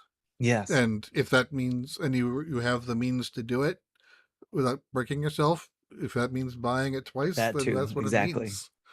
Yeah. Yep. And I've done that before too, where my kids started playing Breath of the Wild more at the time when it came out. I know it took me longer. We've been through this already. I know I just beat it this year. But when I was playing it the first year it came out, my kids also wanted to play it. Mm-hmm. So I had only one copy on physical, and I let them use that one. And I downloaded the digital copy to my Switch so I could play it there. So again, double dipping. Yeah, well, that's also kind of similar to the two Pokemon thing. While in this case it's the same version twice, it's two. You want two people to play it at the same time. You need two licenses. Yes. So again, there's those cases kind of not really double dipping. Not in the definition that Mikey intended.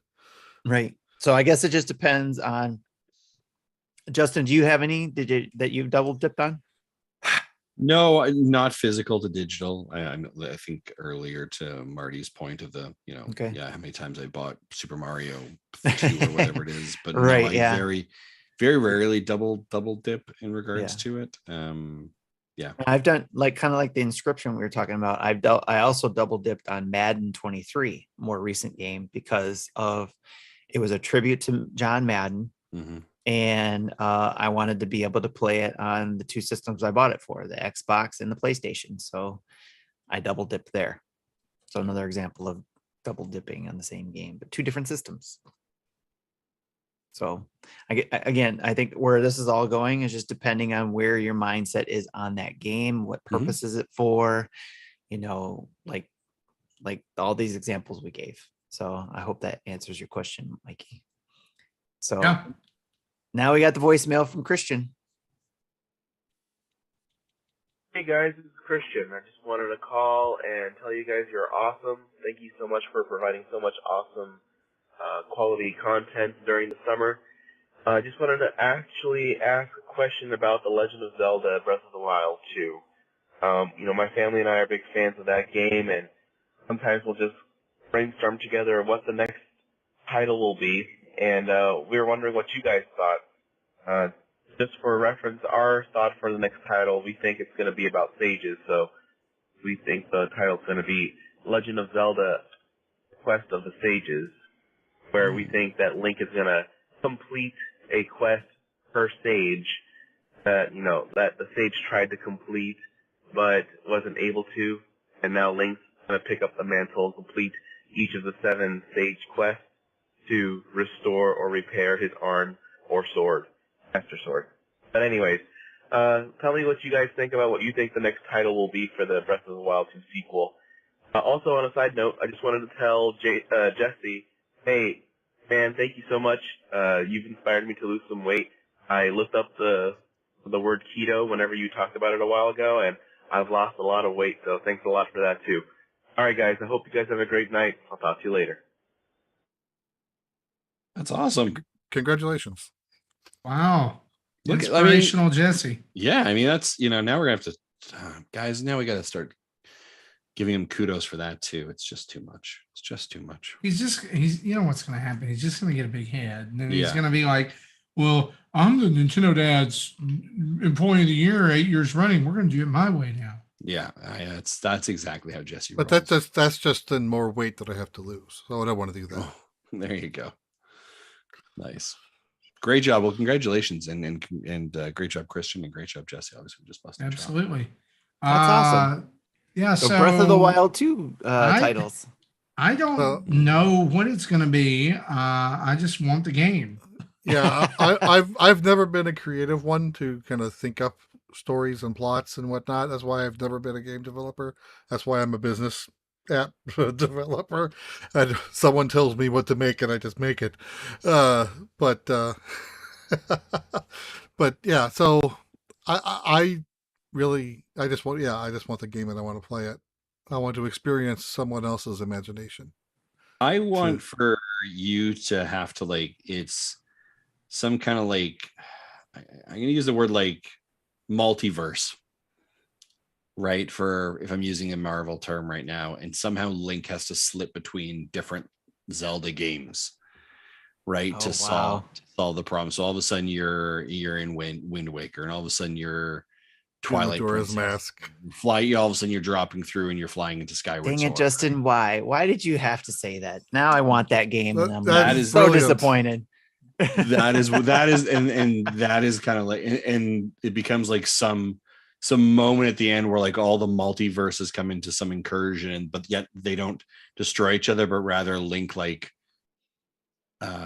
becomes more powerful because they all join in some kind of like Voltron-esque, like not like changes like his form, but like this sounds like what DC did last year, where they pretty much said all past timelines are canon and valid. So the Legend of Zelda, the Legend of Zelda, and the Voltron multiverse, edition. the multiverse of madness. Yes, yeah, that's exactly it. That's 100% it. That I think would be cool. I mean, I'm down with that. I was gonna say Legend of Zelda Skyward Fall instead of Skyfall. Skyfall. But Skyward Fall, because of obviously Link was falling in the sky. So right. But I like that, and I'm hoping to see also. I anything I say is not going to be as awesome what Justin just said, but I'm hoping to see the Dark World in this game. So I'm hoping there's some sort of Dark World element, or the opposite type of thing happening. I forget what was that called again. What kingdom was that? Low Rule. Low Rule. That's what it was. Yeah, I'm hoping we get to see that in this game. So and Hilda. Yes. So the Legend of Zelda and the Legend of Hilda. Maybe it'll be a flip on the name, Legend of Zelda, Zelda of the Legend, or something like that, because of the flip. I don't know. I really think that it's going to have something to do with his arm, with all that's going on there. I would love to see like a play on another title. I don't know how you would do that, but like in some way of having it be like like a Link to the Past, and then there was a Link Between Worlds. I personally, I kind of feel like that maybe they, like with the footage we've seen of Link falling out of the sky, that there may be like a Skyward something in there. I think Skyward, the Skyward connection was important. I think that's the sky. I think that's why they, one of the reasons why they redid that might be Skyward Sword is to get people familiar with the idea. Skyward. I totally think that's why Skyward Sword came out. Yeah. Breath of the Sky is very simple one. That could be totally. I do like your Skyfall. Skyward Fall.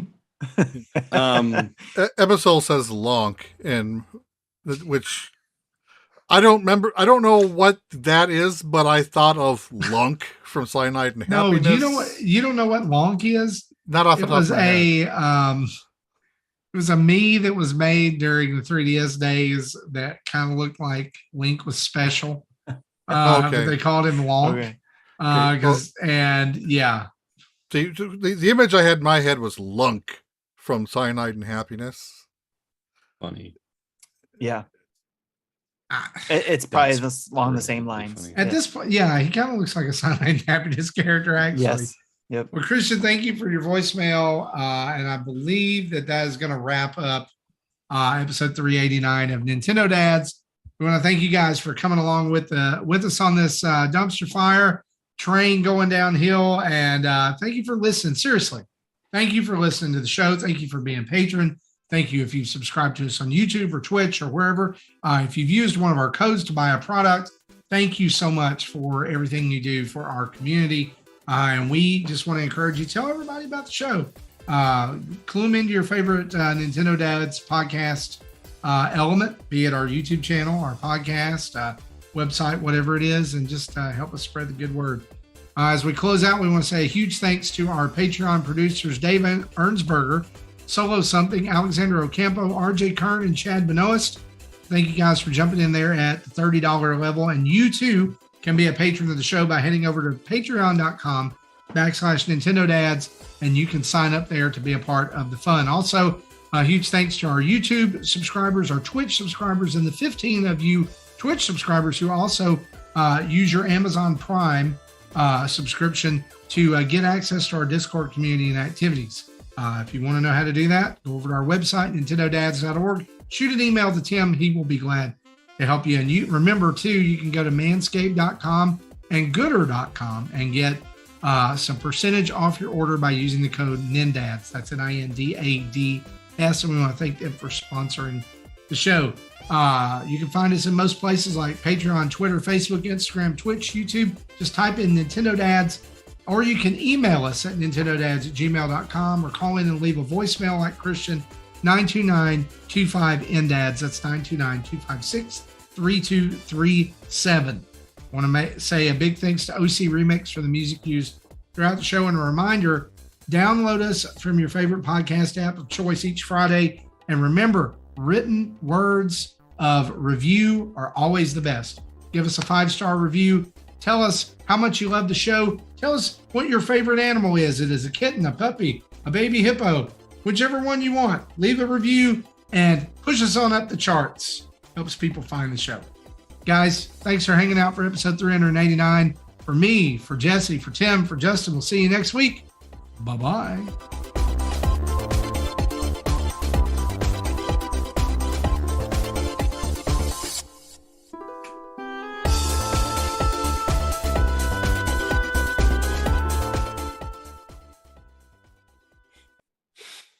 Thank you for listening into Nintendo Dads. Federal regulations require me to warn you that this next test chamber is looking pretty